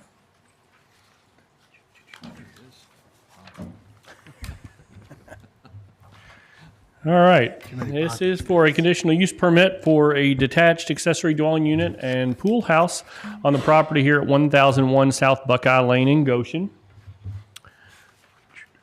Its zoning class is split between agricultural and conservation zoning. Land use is being used as residential and sits on 8.99 acres of land. On June 18th, 2024, staff approved a plat consolidation to consolidate 3 lots into one.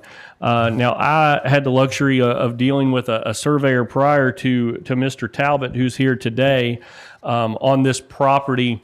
So our GIS software, as well as PVA, showed this as one lot. Me and the surveyor kind of went round and round. There were some internal lot lines, as you can see here, have been Z'd out that this was actually 3 different properties. Kind of we're going round and round about how they tried to get a detached ADU on a parcel that didn't have a primary. And so went through the process of actually consolidating these 3 parcels into one and cleaning that up a little bit. So that was approved back in June of this year. As far as today's case, we did make all of our adjoining property owner notices. We posted it to our website at the end of June, sent out our adjoining property owner notices on the 3rd of July, and our public notice appeared in the Era on the 11th. So here is the piece of property in question. As you can see, split between the AG and CO1 zoning areas. The pool and pool house will be completely within this conservation zoning area. But in regard to a lot of the regulations, they're the same between agricultural and conservation. So don't let that confuse you. So the applicant's requesting that conditional use for a detached accessory dwelling unit for a proposed pool house on that property, that 8.99 acres of land. The property currently has an existing 3,021 square foot single family residence. It has a partially finished basement. So according to PVA records, that has a total of 5,400 square feet of living space, as well as having an existing barn on the property as well. So here is that existing living space highlighted in blue, the main house. Towards the rear in the green circle is the existing barn towards the rear of the structure, or the rear of the property, sorry. The proposed accessory dwelling unit and pool house will consist of a single-story, 1,348 square foot pool house that will include a living room, a kitchen, a bedroom, office, 1.5 bathrooms, a screened-in patio, and a large closet. Have included the plans. I believe those were in your staff packet as well. It gets a little fuzzy up here on this, but you can see the layout of the house, the ADU. So section 250-040, item E number 5 states that those detached accessory dwelling units have to be no more than 25% of the primary structure square footage. This is something we deal with a lot on these ADUs. But in this case, the primary home is 5,400 total finished square feet, which would allow up to 1,350 square feet of ADU. They are asking for 1,348 square feet.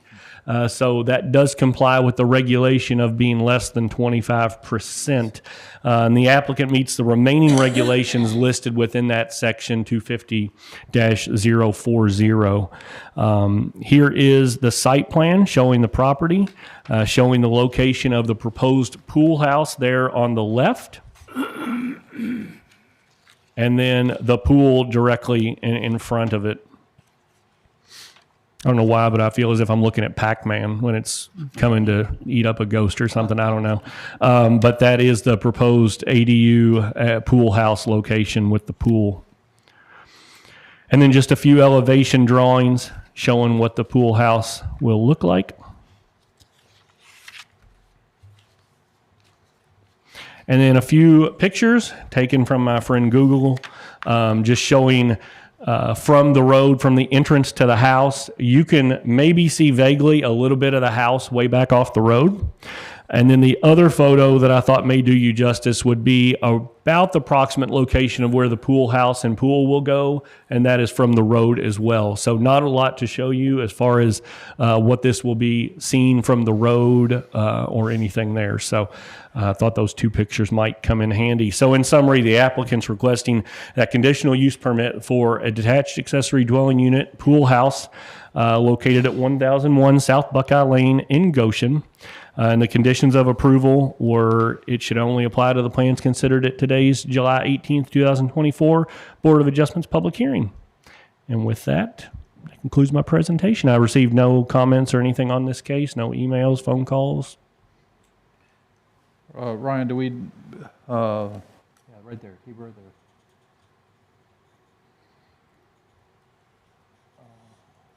there. I'm questioning, it's not in front of the primary structure.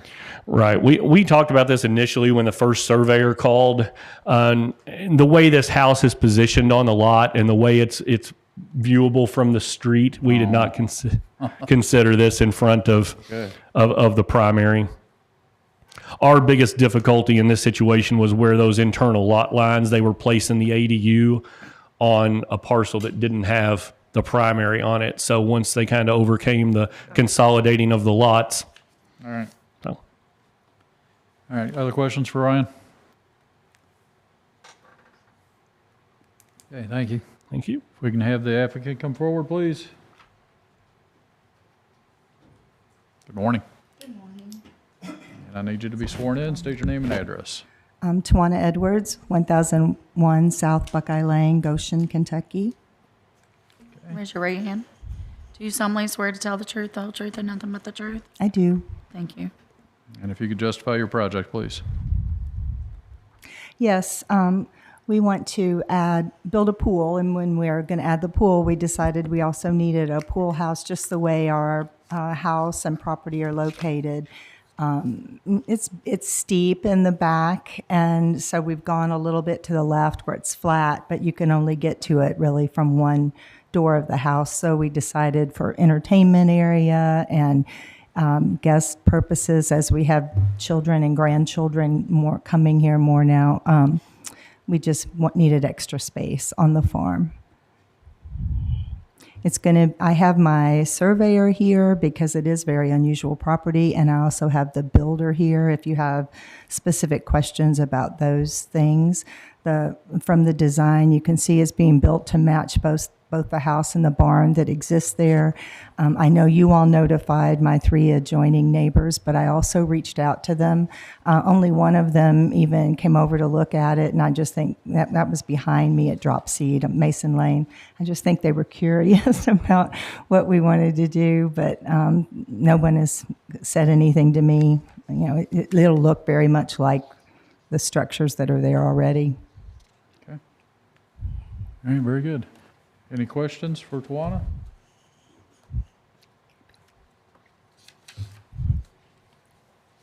Or the builder? Okay, thank you, Tawana. Is there anybody here wishing to speak in favor of the application? Ryan, did you receive nothing in opposed or, okay. Nobody wishing to speak in favor? Is there anybody wishing to speak in opposition to the application? Okay, board members, questions for anybody?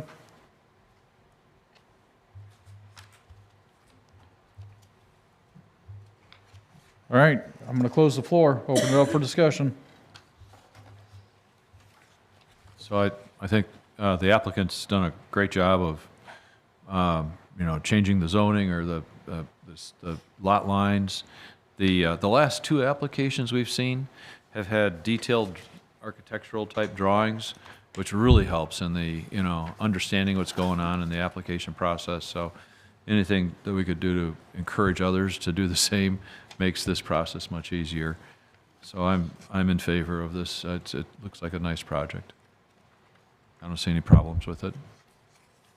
I agree. There's no location or square footage variance needed. Everything falls into the parameters, so we're just looking at the a pool house on a almost 9 acre property, 8.99 acre property, so it seems pretty straightforward. Okay. All right, I'm ready for a motion. All right. Motion to approve OC 24-037 for a conditional use for a detached accessory dwelling unit on a property located at 1001 South Buckeye Lane.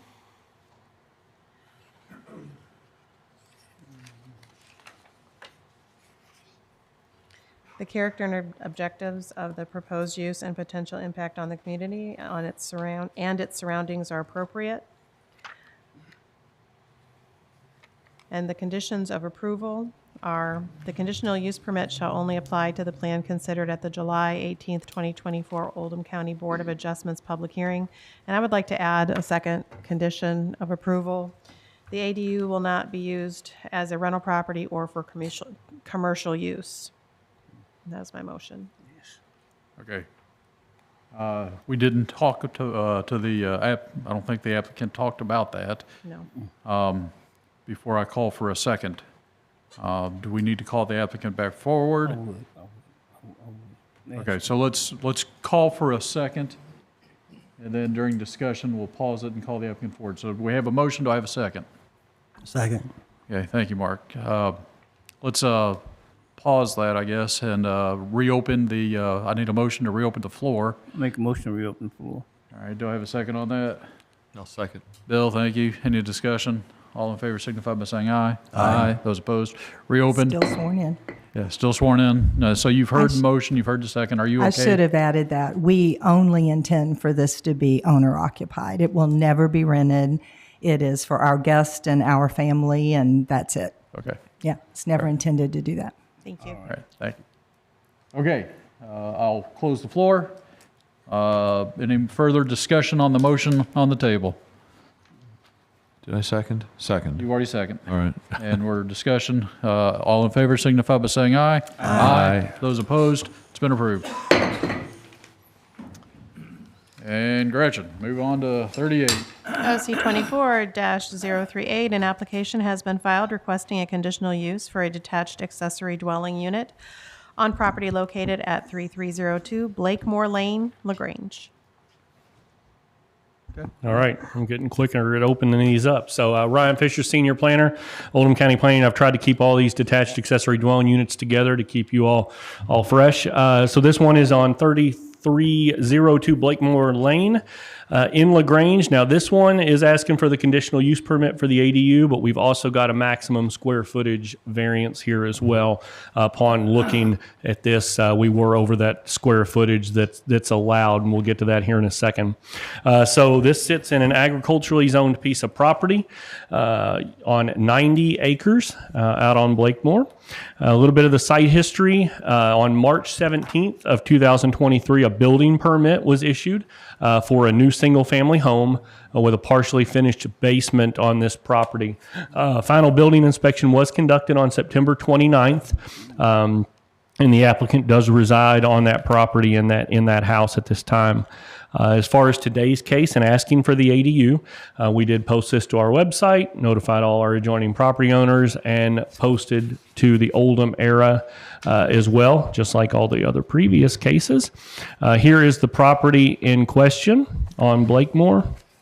The area that you're going to be looking at for everything we're looking at today is going to be generally in this area. You'll see the site plan here in a second. You'll kind of note the shape of this lot to be able to give you an idea of where we're looking, how far off the road we are. It's a fairly wooded piece of property. Did not include any pictures of any of this because it would have done you no good other than looking at mostly trees. So agricultural zoned piece of property. We do have a little bit of swath of CO1 there at the front, but where everything is going to be on this property sits in AG1. So the applicant's requesting that conditional use permit as well as the maximum square footage variance for that detached accessory dwelling unit on that 90-acre parcel. So the property, as I mentioned, with that building permit, does have an existing single-family home on it. The building permit was permitting a 2,628 square foot single-family residence with 905 with a 905 square foot bonus floor. So the structure has a total of 3,533 square feet, according to the building permit. There's a little bit of kind of discrepancy. The basement looked like it was completely unfinished. I did speak with the building inspector. He said there's a small portion of the basement that's finished. The applicant stated a small portion has been finished, about 55 to 300 square feet. Either way we go, it's still going to require the maximum square footage variance, so don't let that hang you up. But the building permit itself of what we have to go on is 3,533 square feet. So the proposed structure that we're looking at is a single-story 1,040 square foot ADU that includes a great room, kitchen, bedroom, full bathroom, storage room, and a 2-vehicle attached garage. We'll keep with the architectural plans that Bill likes on this project as well. So showing the floor plan of just a simple 1-bedroom, 1-bathroom house. And then a few elevation drawings of what this home, what this ADU will look like. So here we talk about the 25% rule as we did on the last case. So the primary home being that permitted 3,533 square feet. So that would allow 883 square feet of ADU area, and the applicant's proposing that ADU be 1,040 square feet. So requires the applicant to request a 157 square foot maximum square footage variance. The applicant meets the remaining regulations listed within those sections. Site plan. So the proposed residence, so this is the site plan from the original home. To the right here is a proposed barn. Which they did get a building permit for. According to our records, as of right now, that hasn't been completed yet, but they do have permits on both of these buildings. Obviously, I already mentioned the single-family residence has already had a final building permit and occupancy and all that good stuff. So the barn location, or the ADU location, will be behind the primary as far as that location of the proposed ADU. So the applicant states that the ADU will be used for farm help to stay when helping at the farm, is what they have stated. The applicant's requesting that conditional use permit and a maximum square footage variance for that detached accessory dwelling unit on property located at 3302 Blakemore. And the conditional use permit and maximum square footage variance, so two different motions, but the same condition of approval on both, unless we choose to add more, shall only apply to the plan considered at today's July 18th, 2024, Oldham County Board of Adjustments public hearing. With that, that concludes my portion of the presentation. I did receive 2 calls on this from neighboring property owners, really just with questions as to what the applicant is doing. Talked to both of them in length, told them that if they had anything they'd like to add, they could email me, and they said no, they were both fine with it. It was just more of questions as to what's going on.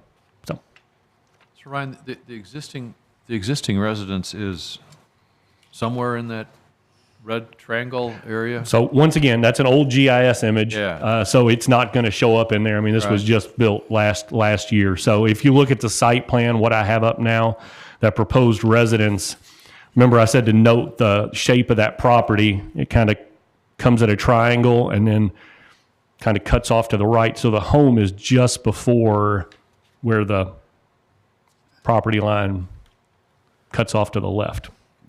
The existing home. The existing home is right here. And then the barn next to it, and then the proposed ADU. Oh, I see. All right, it's going over there. So the proposed residence is an existing residence. Right. That proposed residence was the site plan from the original home permit. All right. So this entire property is zoned AG1, correct? Except for that small little portion at the very front of the property there is CO1, but it's just okay, so there's all kinds of allowances for Ag 1 and farm help as far as building size and ADUs and I apologize, I should have looked this up prior to the meeting, but well, talk to us about those allowances. As I recall, and it's been a while, but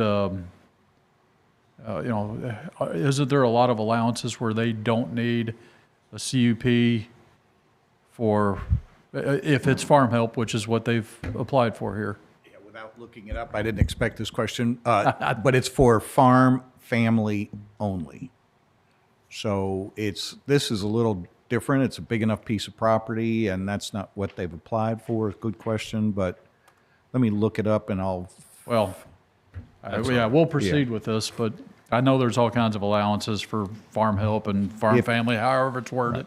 Yes. Okay. All right. Very good. Thanks, John. Yeah, but just because it's zoned agricultural doesn't necessarily mean it's a farm. You can ask them about that, but. Well, I agree, it doesn't, but the application does say in the justification for farm help, to have a place for farm help to stay when helping around the farm. Okay. Very good. Thank you. Any other questions for Ryan? Thanks, Ryan. If I can have the applicant come forward, please.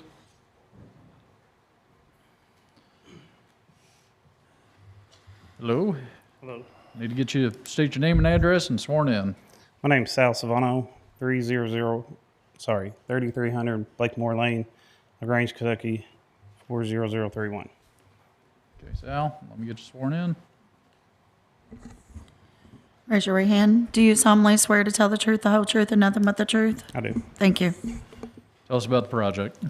I'm just looking to put a house in the back behind there, so where when I have people come out to help me during the summer, it's a lot of acreage. We're trying to clear up some of the trees and everything that's fallen. I've got roughly 15, 20 acres in the back with a pond on it. We're just looking for, when we have some summer help, to give them in there to help us clean it up and have somewhere to stay.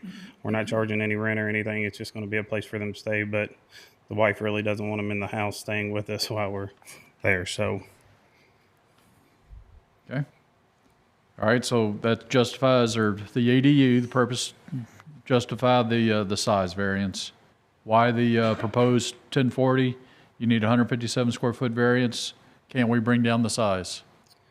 We could. When I had it drawn up, it was just to make the bedroom halfway decent, and the storage room was already moved down. I don't know if I can turn it back to the page with but you look at the storage room, it's already so small. So if somebody's going to be staying there with a bunch of stuff, the bedrooms, to make the bathroom work and the back door to come in, I couldn't really move the back bedroom without giving a halfway decent living room. So we tried to, that's the best we could do to make everything work with the size of giving it a halfway decent area. Is this used as farmland? Yeah. What do you farm there? Right now, we're working on redoing the trees and stuff. It was farmed as trees before, so we're working on cutting the trees, selling the trees, replanting trees up in it at that point. And then we had to clean up a ton of fallen over buildings, so we're going to actually hay that 15 acres that we have in the back. My neighbor has cows, so we've talked to him about possibly having him help us do the hay so we can possibly sell the hay on it. Okay. And that is the intent of the ADU, is to have farm help, a place to stay for when you have help. Okay.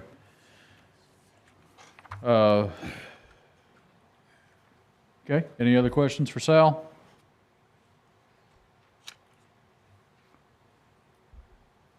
All right, thank you, Sal. I'm going to take a seat.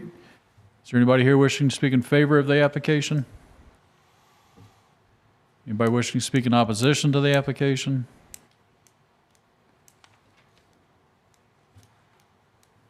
All right, board members, questions for anybody? Jim, what do you, should we table? Or if you're inclined to consider approving this, there isn't really any reason to cite that regulation other than supporting your decision to approve it. That regulation goes way back, and this is kind of why we can't find it. It goes way back to when farmers were actually active and needing farm help, and he stated, got it?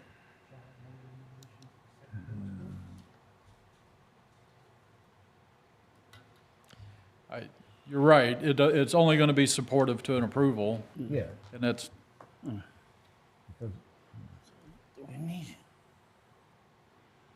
No, we may have actually taken it out of the regulations or something, because it specifically talked about supporting, and again, if all it would be is support for your inclination to consider approving this. I mean, there's plenty of land.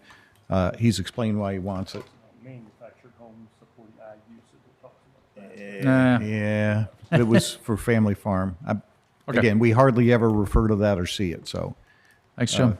If you were needing an argument in its favor, we'd dig harder and you could No, table it's it, purely but administrative at this point, so. Okay. All right, board, questions for anybody? Further discussion? Everybody good? Okay, I'm gonna close the floor. Did I already call for anybody wishing to speak in favor of the application? Anybody wishing to speak in opposition to the application? All right, I'm gonna close the floor, open it up for general discussion. Okay, I'm ready for a motion. There's going to be two motions, right? Or no? Yes, for the ADU itself and then the size. Yeah. I need a moment.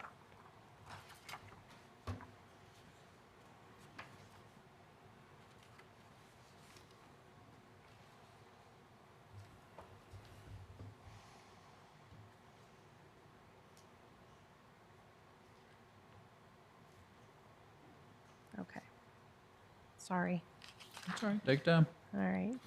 Motion to approve OC 24-038 for a conditional use for a detached accessory dwelling unit on property located at 3302.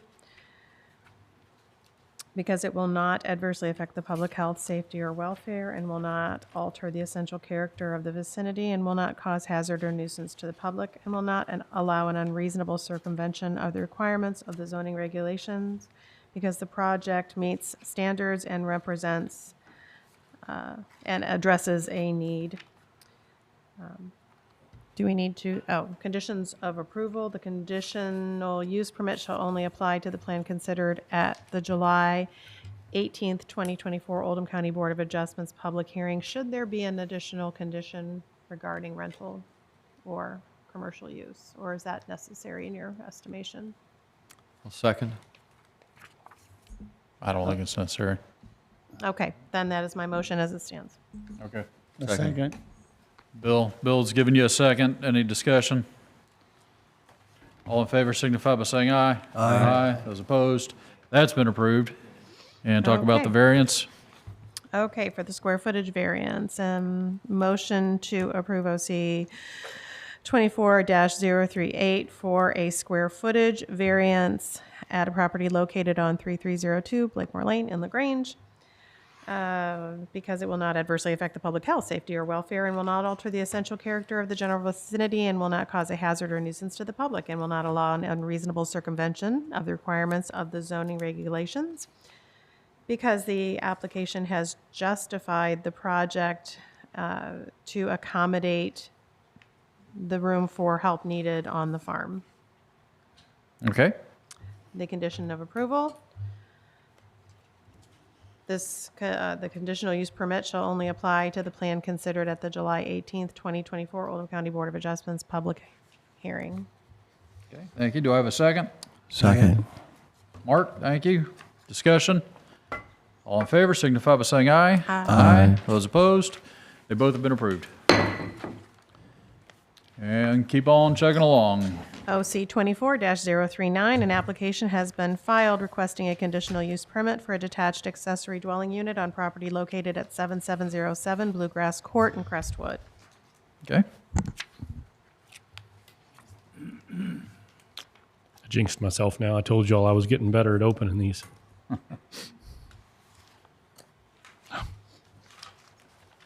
Okay. Once again, another conditional use permit for a detached accessory dwelling unit, and this one, just like the last one, is going to include a maximum square footage variance as well.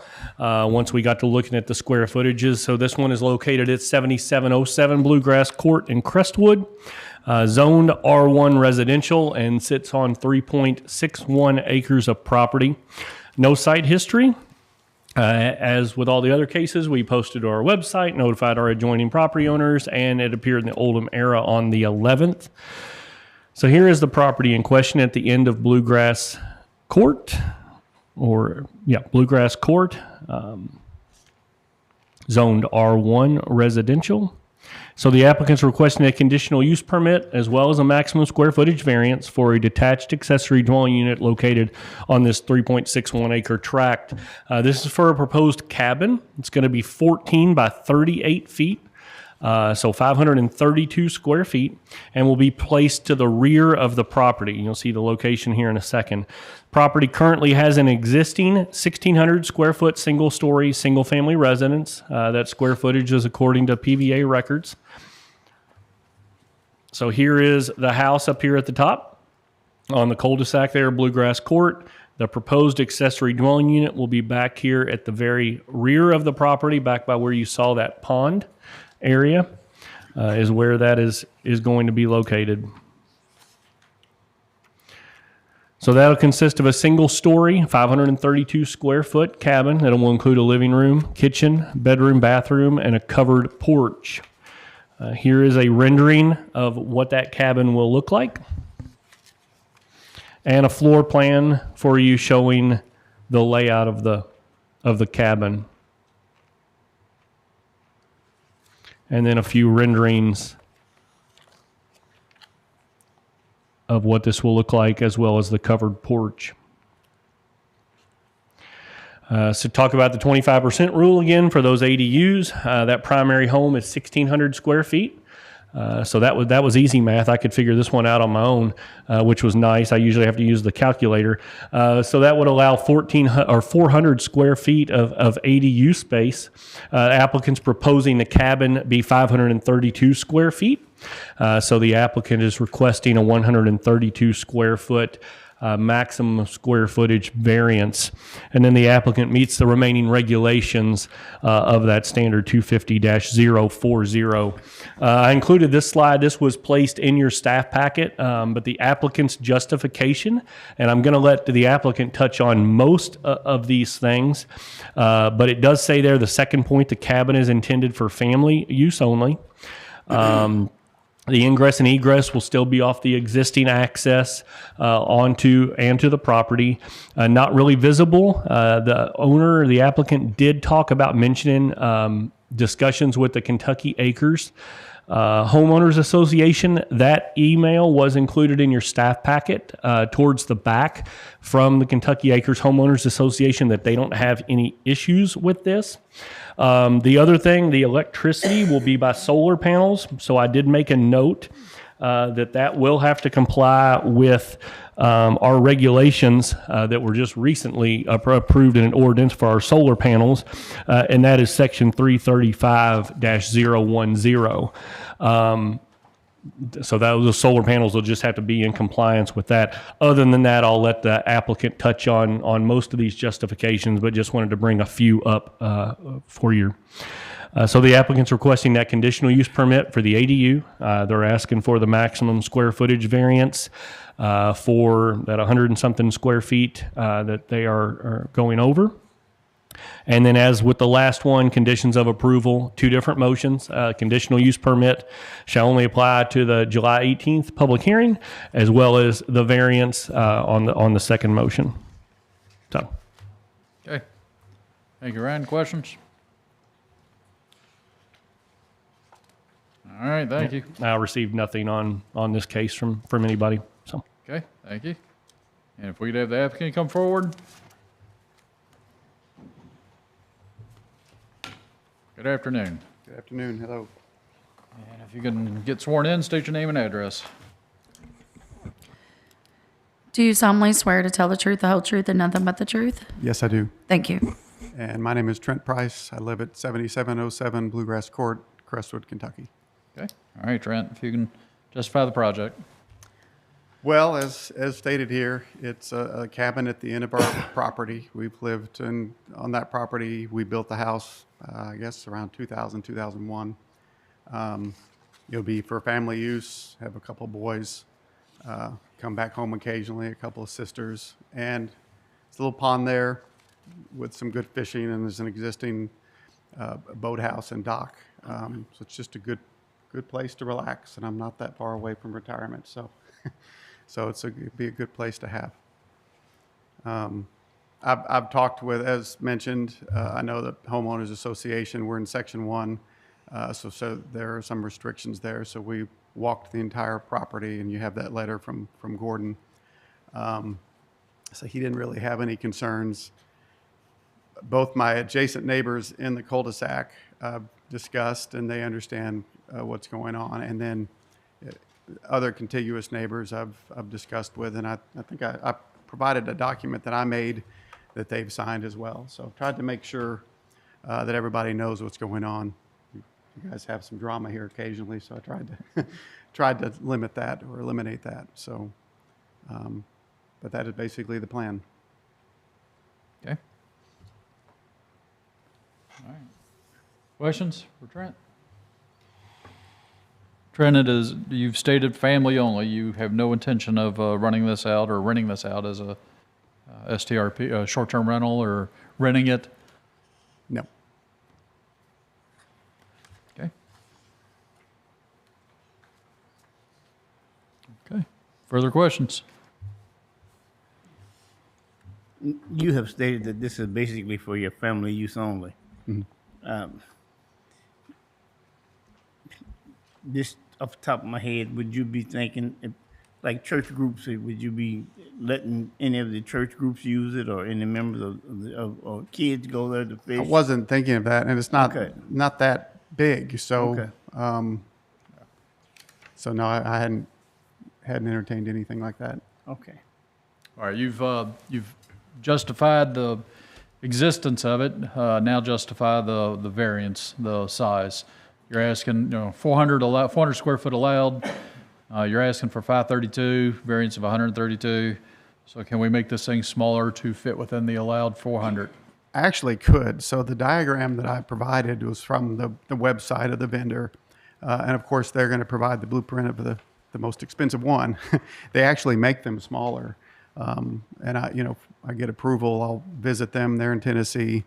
And so I believe the one that I actually liked is 14 by 32.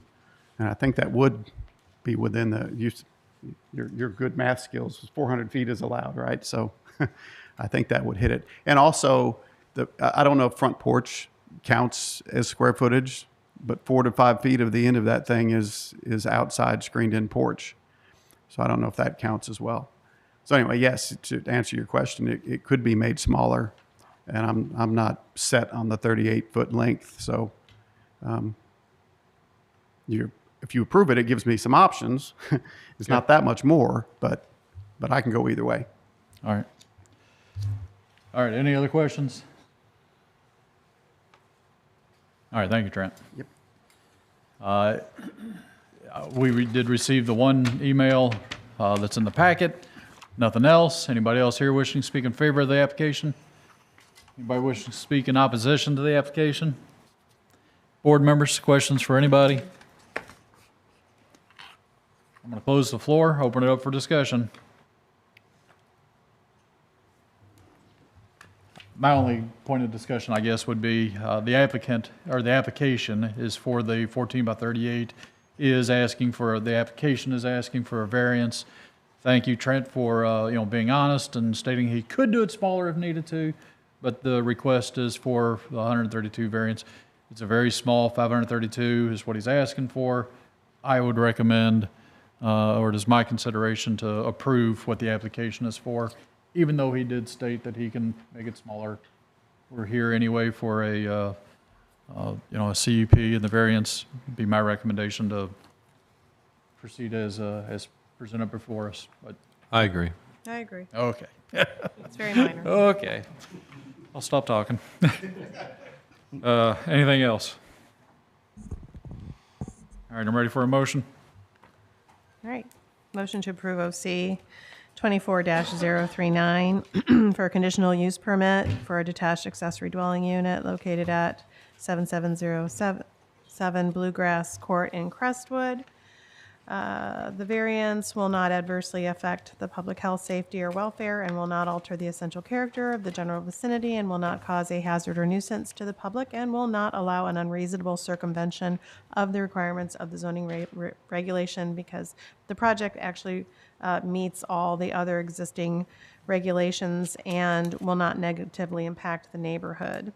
Conditions of approval. The conditional use permit shall only apply to the plan considered at the July 18th, 2024 Oldham County Board of Adjustments public hearing. Okay. Do I have a second? Second. Thank you, Bill. Discussion. All in favor signify by saying aye. Aye. Those opposed? Okay. All right. Motion to approve. OC 24-039 for a square footage variance for a detached accessory dwelling unit on property located at 7707 Bluegrass Court in Crestwood. The variance will not adversely affect the public health, safety, or welfare and will not alter the essential character of the general vicinity and will not cause a hazard or nuisance to the public and will not allow an unreasonable circumvention of the requirements of the zoning regulation because the square footage variance is minimal.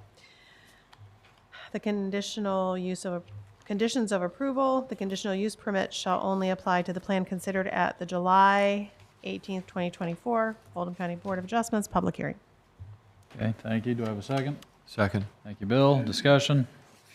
All in favor signify by saying aye. Aye. Those opposed? Both have been approved. Yep.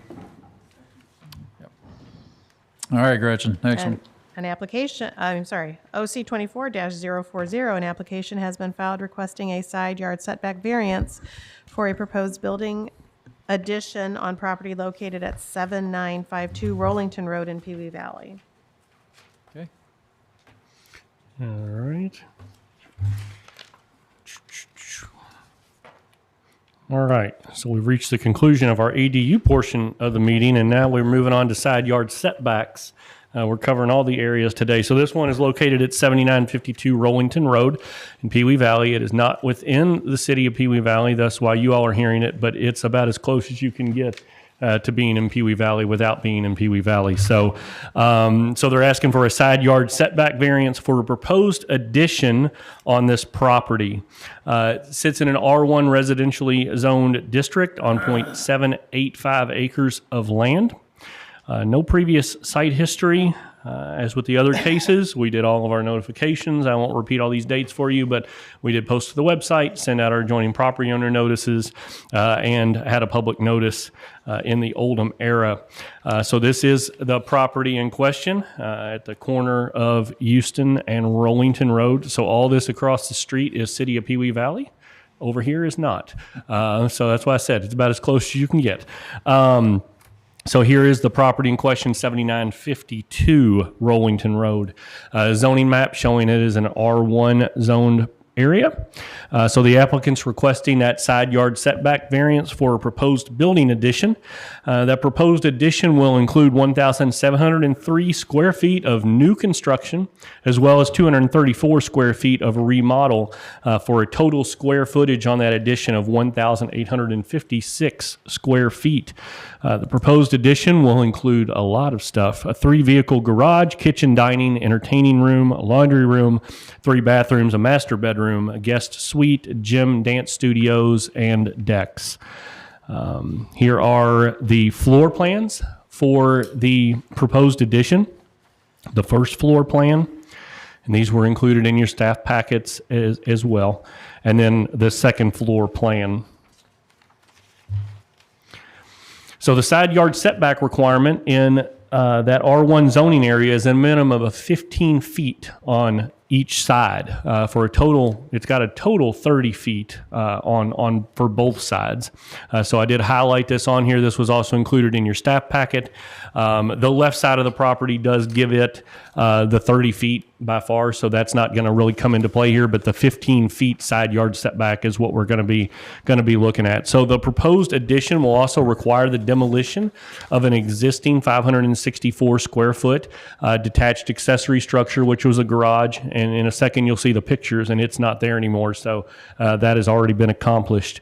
The proposed addition, though, will place the house about 5 feet from the right side property line. So therefore, because of that 15-foot setback, the applicant's requesting a 10-foot variance on that side setback. The applicant is requesting this because the design of the addition will not fit within the current location of the pool, which you'll kind of see some pictures of where that's located, the current home, and then the septic system as well. And I'll let the applicant and their builder touch on a lot of these reasons why they've got to fit that within that design. Here was the site plan. This was provided in your staff packets as well, showing really that orange section is what is going to be within that setback requirement. So you can see here 5 feet from the property line. So this much of the house is going to be from within that 15-foot setback to the 5 foot that they're requesting. You can see the location on this as well of the garage that was demolished. So here is a picture of the house from the street. So the addition will be basically here on the right side of this property. You can see that where the location of the garage used to be.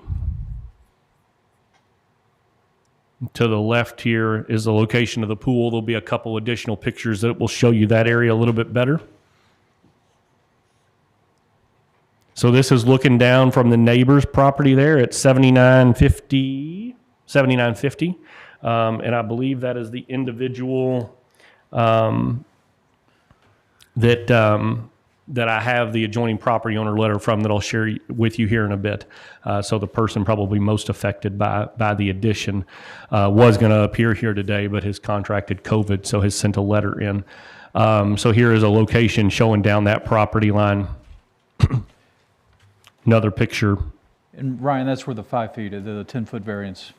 Correct, on that property line. There, okay. Where you're looking at the tree line going down. Okay. Here's another location. You can see the location of the pool, which they mentioned in their justification as far as needing to place the addition in that area. So in summary, the applicant's requesting a side yard setback variance. That side yard requirement is 15 feet. They're asking for permission to be 5 feet from that property line, so they're asking for a requested variance of 10 feet. And that variance shall only apply to the application considered here today at the July 18th meeting. And that concludes my presentation. If I can get Mr. McDowell to switch over to the overhead, I will put this letter on here from the gentleman next door that sent this in this morning.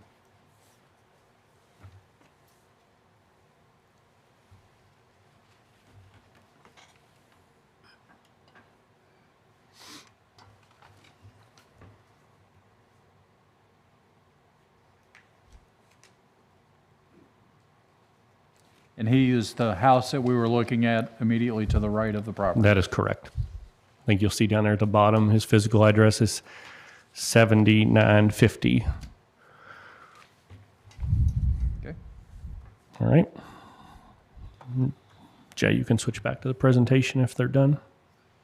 And actually stay there. I want you to flip back to some of the pictures. Okay.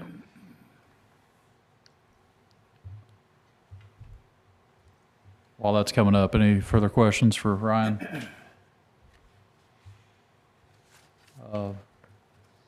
Actually, that's a... Are they up yet? No, actually, the bottom right picture is helping me. Oh, okay. All right, any other questions for Ryan?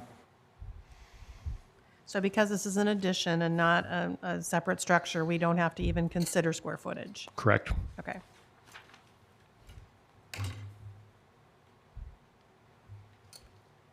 The bottom right, is that's before the demo, right? Yes. Yeah. Yeah. You can see there's not even a pool there right now. So I don't know when these GIS images get taken, but yeah. But that's the Yeah. garage. Yeah, which has just keep- been- Keep that shot up when we call Okay. unless somebody else wants something different, but, Either that or this one shows you maybe. yeah, that one's fine. Okay. All right, anything else for Ryan? Was the existing garage within 15 feet? Or Well, so that outside? would have been a detached accessory structure, so that can be 5 feet from the property line anyway, so Okay, very good, thank you. you're welcome. Okay, thank you. If we can have the applicants come forward, or?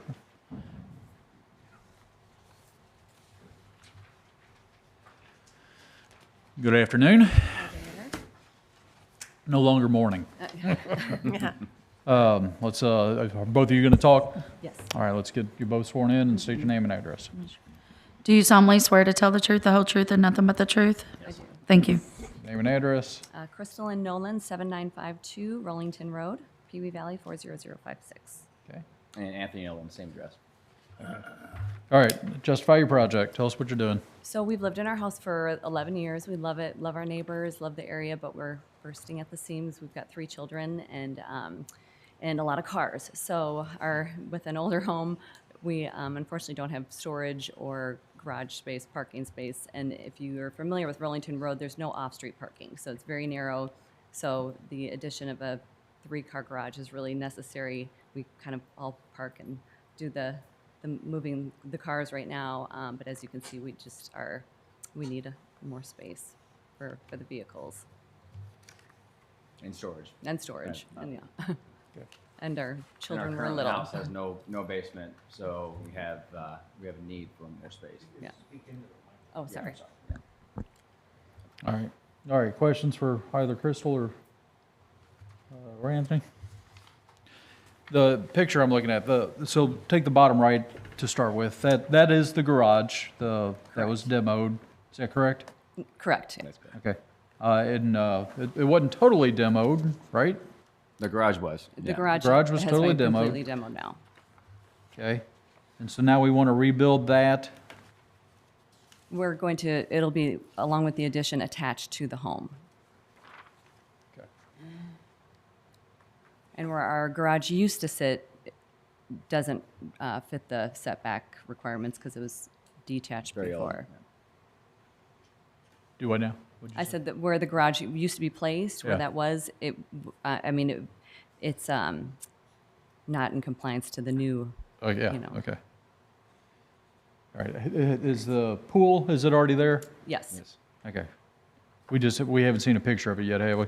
Not that I need to see it, I'm just, Yeah, See it from the we side. saw it on the Yeah. side.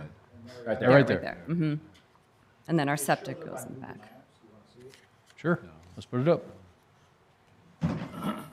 Our area, Jay, if you can switch over to the overhead.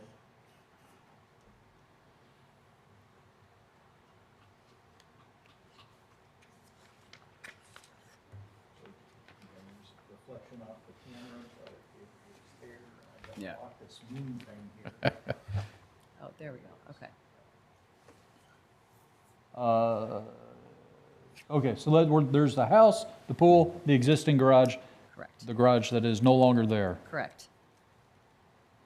Okay, and so now the intent is to move this thing, so the garage at that point in time was, you had a 5-foot setback, and you said it was or was not in compliance, doesn't matter. Yeah. It's gone now, the thing is to move it back, attach the new addition to the house, which now makes it a 15-foot setback, but this thing, you're asking to build it all the way up to 5 feet, asking for a 10-foot variance. Correct. Why do you need 10-foot variance? Why build this thing such, if you're going to move it back, attach it to the house? Thanks, Jim. You don't have to stand there with it. Oh, and Jay, if you could switch it back. So now if you're going to move this thing and attach it to the house and build it out, why do we need a 10-foot variance? Why build it And all the way up our to builder can probably help with this too. He's here, but the width to incorporate a 3rd car stall. Okay. And the above, Yeah, and the and above above garage storage. But it's really the width of it is, that makes a difference. Which accommodates The three, it will a third accommodate car, a cur- which is a what third you're car. asking Yes, for. Yes. Okay.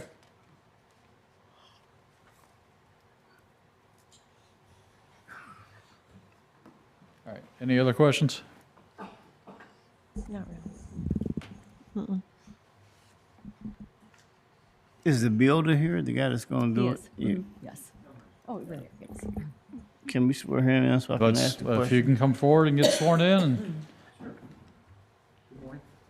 Afternoon. Good afternoon, Brian Arnold. Brian? Yep, Do you solemnly swear to tell the truth, the whole truth, and nothing but the truth? I do. Okay. Charles? Why the footage that we were talking about?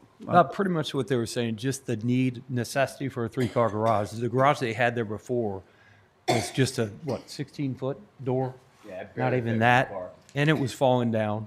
So for them to be able to get a 3-car, we'd have to make it wider, along with the other needs that they've requested, up top storage and living space. Their existing home's very, very tight. It's on a cellar. I think it's well over 100 years old. So all the spaces are just tiny. Yeah, of course, you all know back then they didn't build closets. So it's really just a design for what they need as a family. Okay. Does the existing home, it doesn't currently have a garage, attached garage, does it? No, sir. Okay.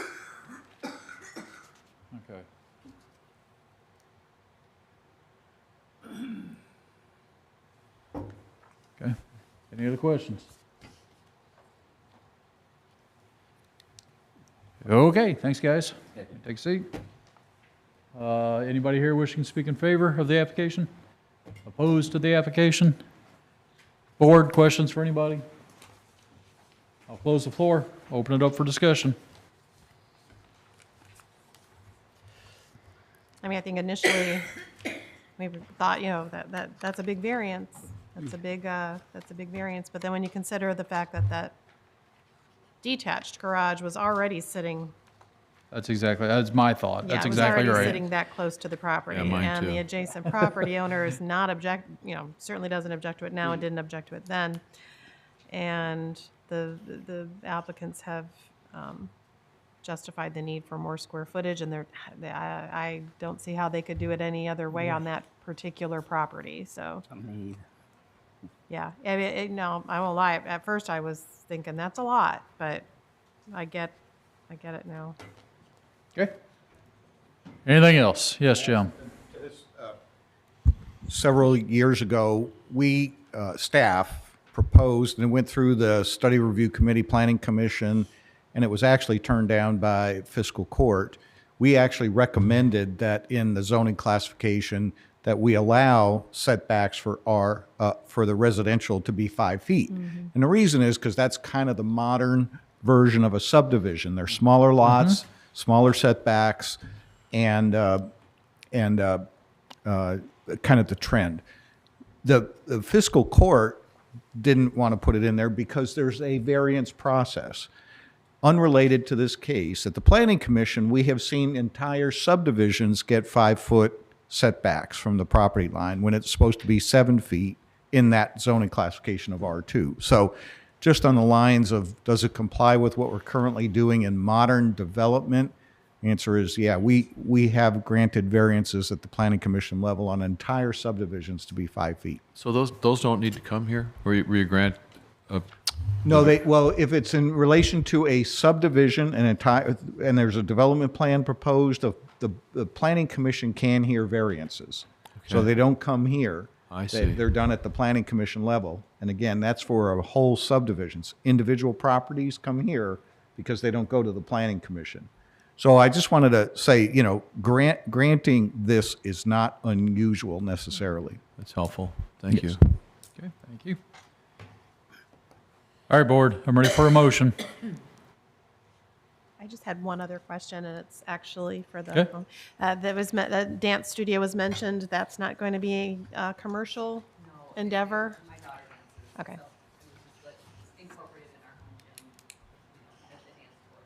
Gotcha. Okay, thank you. All right, then. Motion to approve OC 24-040 for a side yard setback variance for proposed building addition on property located at 7952 Rollington Road in Pewee Valley.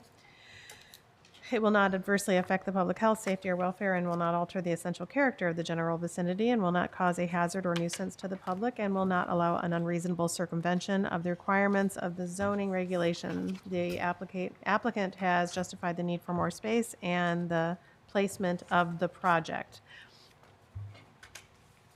Conditions of approval are: the variance shall only apply to the application considered at the July 18th, 2024 Oldham County Board of Adjustments public hearing.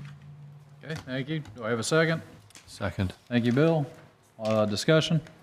All in favor signify by saying aye. Aye. Those opposed? It's been approved. And thank you for sticking all day, but let's read the last one. OC 24-041, an application has been filed requesting a conditional use for an owner-occupied short-term rental property located at 14205 Harbor Place in Prospect. All right. I'm still Ryan Fisher, Senior Planner with Oldham County Planning. We're to the short-term rental portion of our meeting now. So we have an application filed for a conditional use permit for an owner-occupied short-term rental located at 14205 Harbor Place in Prospect. This property is zoned R2A residential. No site history. As with the other cases, we notified our adjoiners. We posted to our website, as well as the notice appearing in the Oldham Era on the 11th of July. So this is located down by the river, Harbor Place, right down in this area, off Cardinal Harbor. And this is the property in question, 14205 Harbor Place. Sits in an R2A residentially zoned district. So the applicant's requesting that conditional use, as we've seen previously in other short-term rental cases. So those definitions states that the owner-occupied short-term rental as the owner of record whose primary residence is located on the same lot. So this is the owner's primary residence. They have provided already those documents for the short-term rental application if you all do choose to approve this today. In zoning district R2A, the owner-occupied short-term rental property owner is required to come before you all for that conditional use permit. And as this is in your staff packet as well, just showing that that conditional use permit is required for the applicant before they are to rent this. If granted the conditional use, the owner must also comply with the operating requirements and standards as outlined in the short-term rental regulations. Looking at occupancy, the short-term rental has 2 bedrooms, so that'll have a maximum occupancy of 8 individuals based on Section 250-050 regarding the definitions. Now, so here's the only problem we have in this application. So our parking regulations are based off of that maximum occupancy. So because of that, they're required to have 3 parking spots. But in that area, the property is allocated 2 parking spaces directly in front of the townhome. So the applicant has showed the parking in front of the lot as being 2 spaces, although based on the maximum occupancy, our short-term rental regulations do require them to have 3. So that'll be something that we'll need to discuss as we go through this hearing on how we circumvent that, because when we wrote these new regulations, we wrote them so that people didn't park on other people's properties and things of that nature. So that is probably the one issue out of this that we'll need to look at as we go through. And then our potential conditions of approval, as with all of our short-term rentals, it shall only apply to the application considered here today at this meeting. Applicant shall comply with all regulations concerning those short-term rental properties. Conditional use permit shall be automatically revoked upon transfer or sale of the property, and the applicant shall apply for and be issued that short-term rental property permit or license before renting the property. With that being said, that is all I have. I didn't receive anything from the adjoining property owners that I did notice. The applicant also did provide the certification statement on the short-term rental application about any sort of homeowners association requirements that wouldn't allow short-term rental down there. And I'll let him elaborate on any of that when he comes up for his presentation. So. All right, thank you. Questions for Ryan? Yes. It's 2 parking spaces that exist. Does that include I mean, it's an owner-occupied building. So Correct. does that include his vehicle? I mean, Well, you can ask the applicant, but I'm guessing if he rents this, he's going somewhere else. But you can ask him. Okay. Him that. I believe that's the intent. all right. All right. Well, thank you. Come forward. Good afternoon. Yeah, huh? My name is Troy. You want me to swear me in? Sorry. Yeah. Raise your right hand. Do you solemnly swear to tell the truth, the whole truth, and nothing but the truth? I do. Thank you. Okay. My name is Troy Joyner. I live at 14205 Harbor Place, and I think my issue is fairly straightforward, fairly simple in comparison to most of the things I've heard today. As he stated, I just want to, I teach part-time abroad, like 3 or 4 months a year. I'm teaching at a university in Florence, Italy. I want to. Where? I'm sorry. Where? I teach in Florence, Italy, at the university in Florence, Italy, and I'm gone 3 to 4. Oh, I'm sorry. And I'm gone from. I'm abroad for 3 or 4 months out of the year. It's a very. I'm semi-retired. It's just a part-time gig, and that's what I want to do. I want to rent the place while I'm gone. Concerning the parking, there is an overflow parking that's just a little bit to the. You can't really see it here, but and in my house rules that I have on Airbnb, I just want to Airbnb this while I'm not in the country. I enforce that there's only 2 parking spaces, and all overflow is like, I don't know, maybe 20 yards down the road. And I've never had a problem with anyone wanting to take other people's spaces. So. Okay. All right. That's it. Okay. Well, any questions? I do, yeah. Troy, part of the intent behind, we recently changed the rules that owner-occupied short-term rentals is so that the people that are renting it out are nearby in case things start going crazy and there's frat parties or whatever in the house. Right. And so you're going to be gone. I mean, college students. I mean, do you have somebody to manage it while you're gone? I do have a property manager that lives directly across the street, and she manages it. She takes care of the emails and and all the that's helpful. Welcoming and enforcing the rules. She's a pretty tough chick. Right. Okay.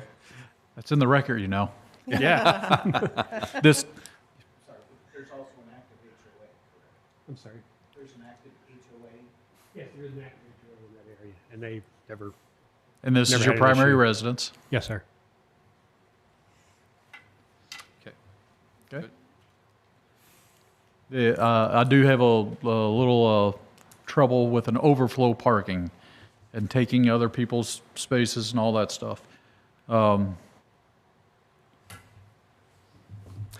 maximum, what I have, I know that the zoning has a different formula, but in my Airbnb listing, I have a maximum of only 6 people that's allowed when I take rentals. That's what it states on the, a maximum of 6 people. Okay. So, like I said, I've never had a problem with parking, and the few times that people have had people to get together, they have never complained about just going to the overflow park. It's everyone in the apartment building uses this overflow parking.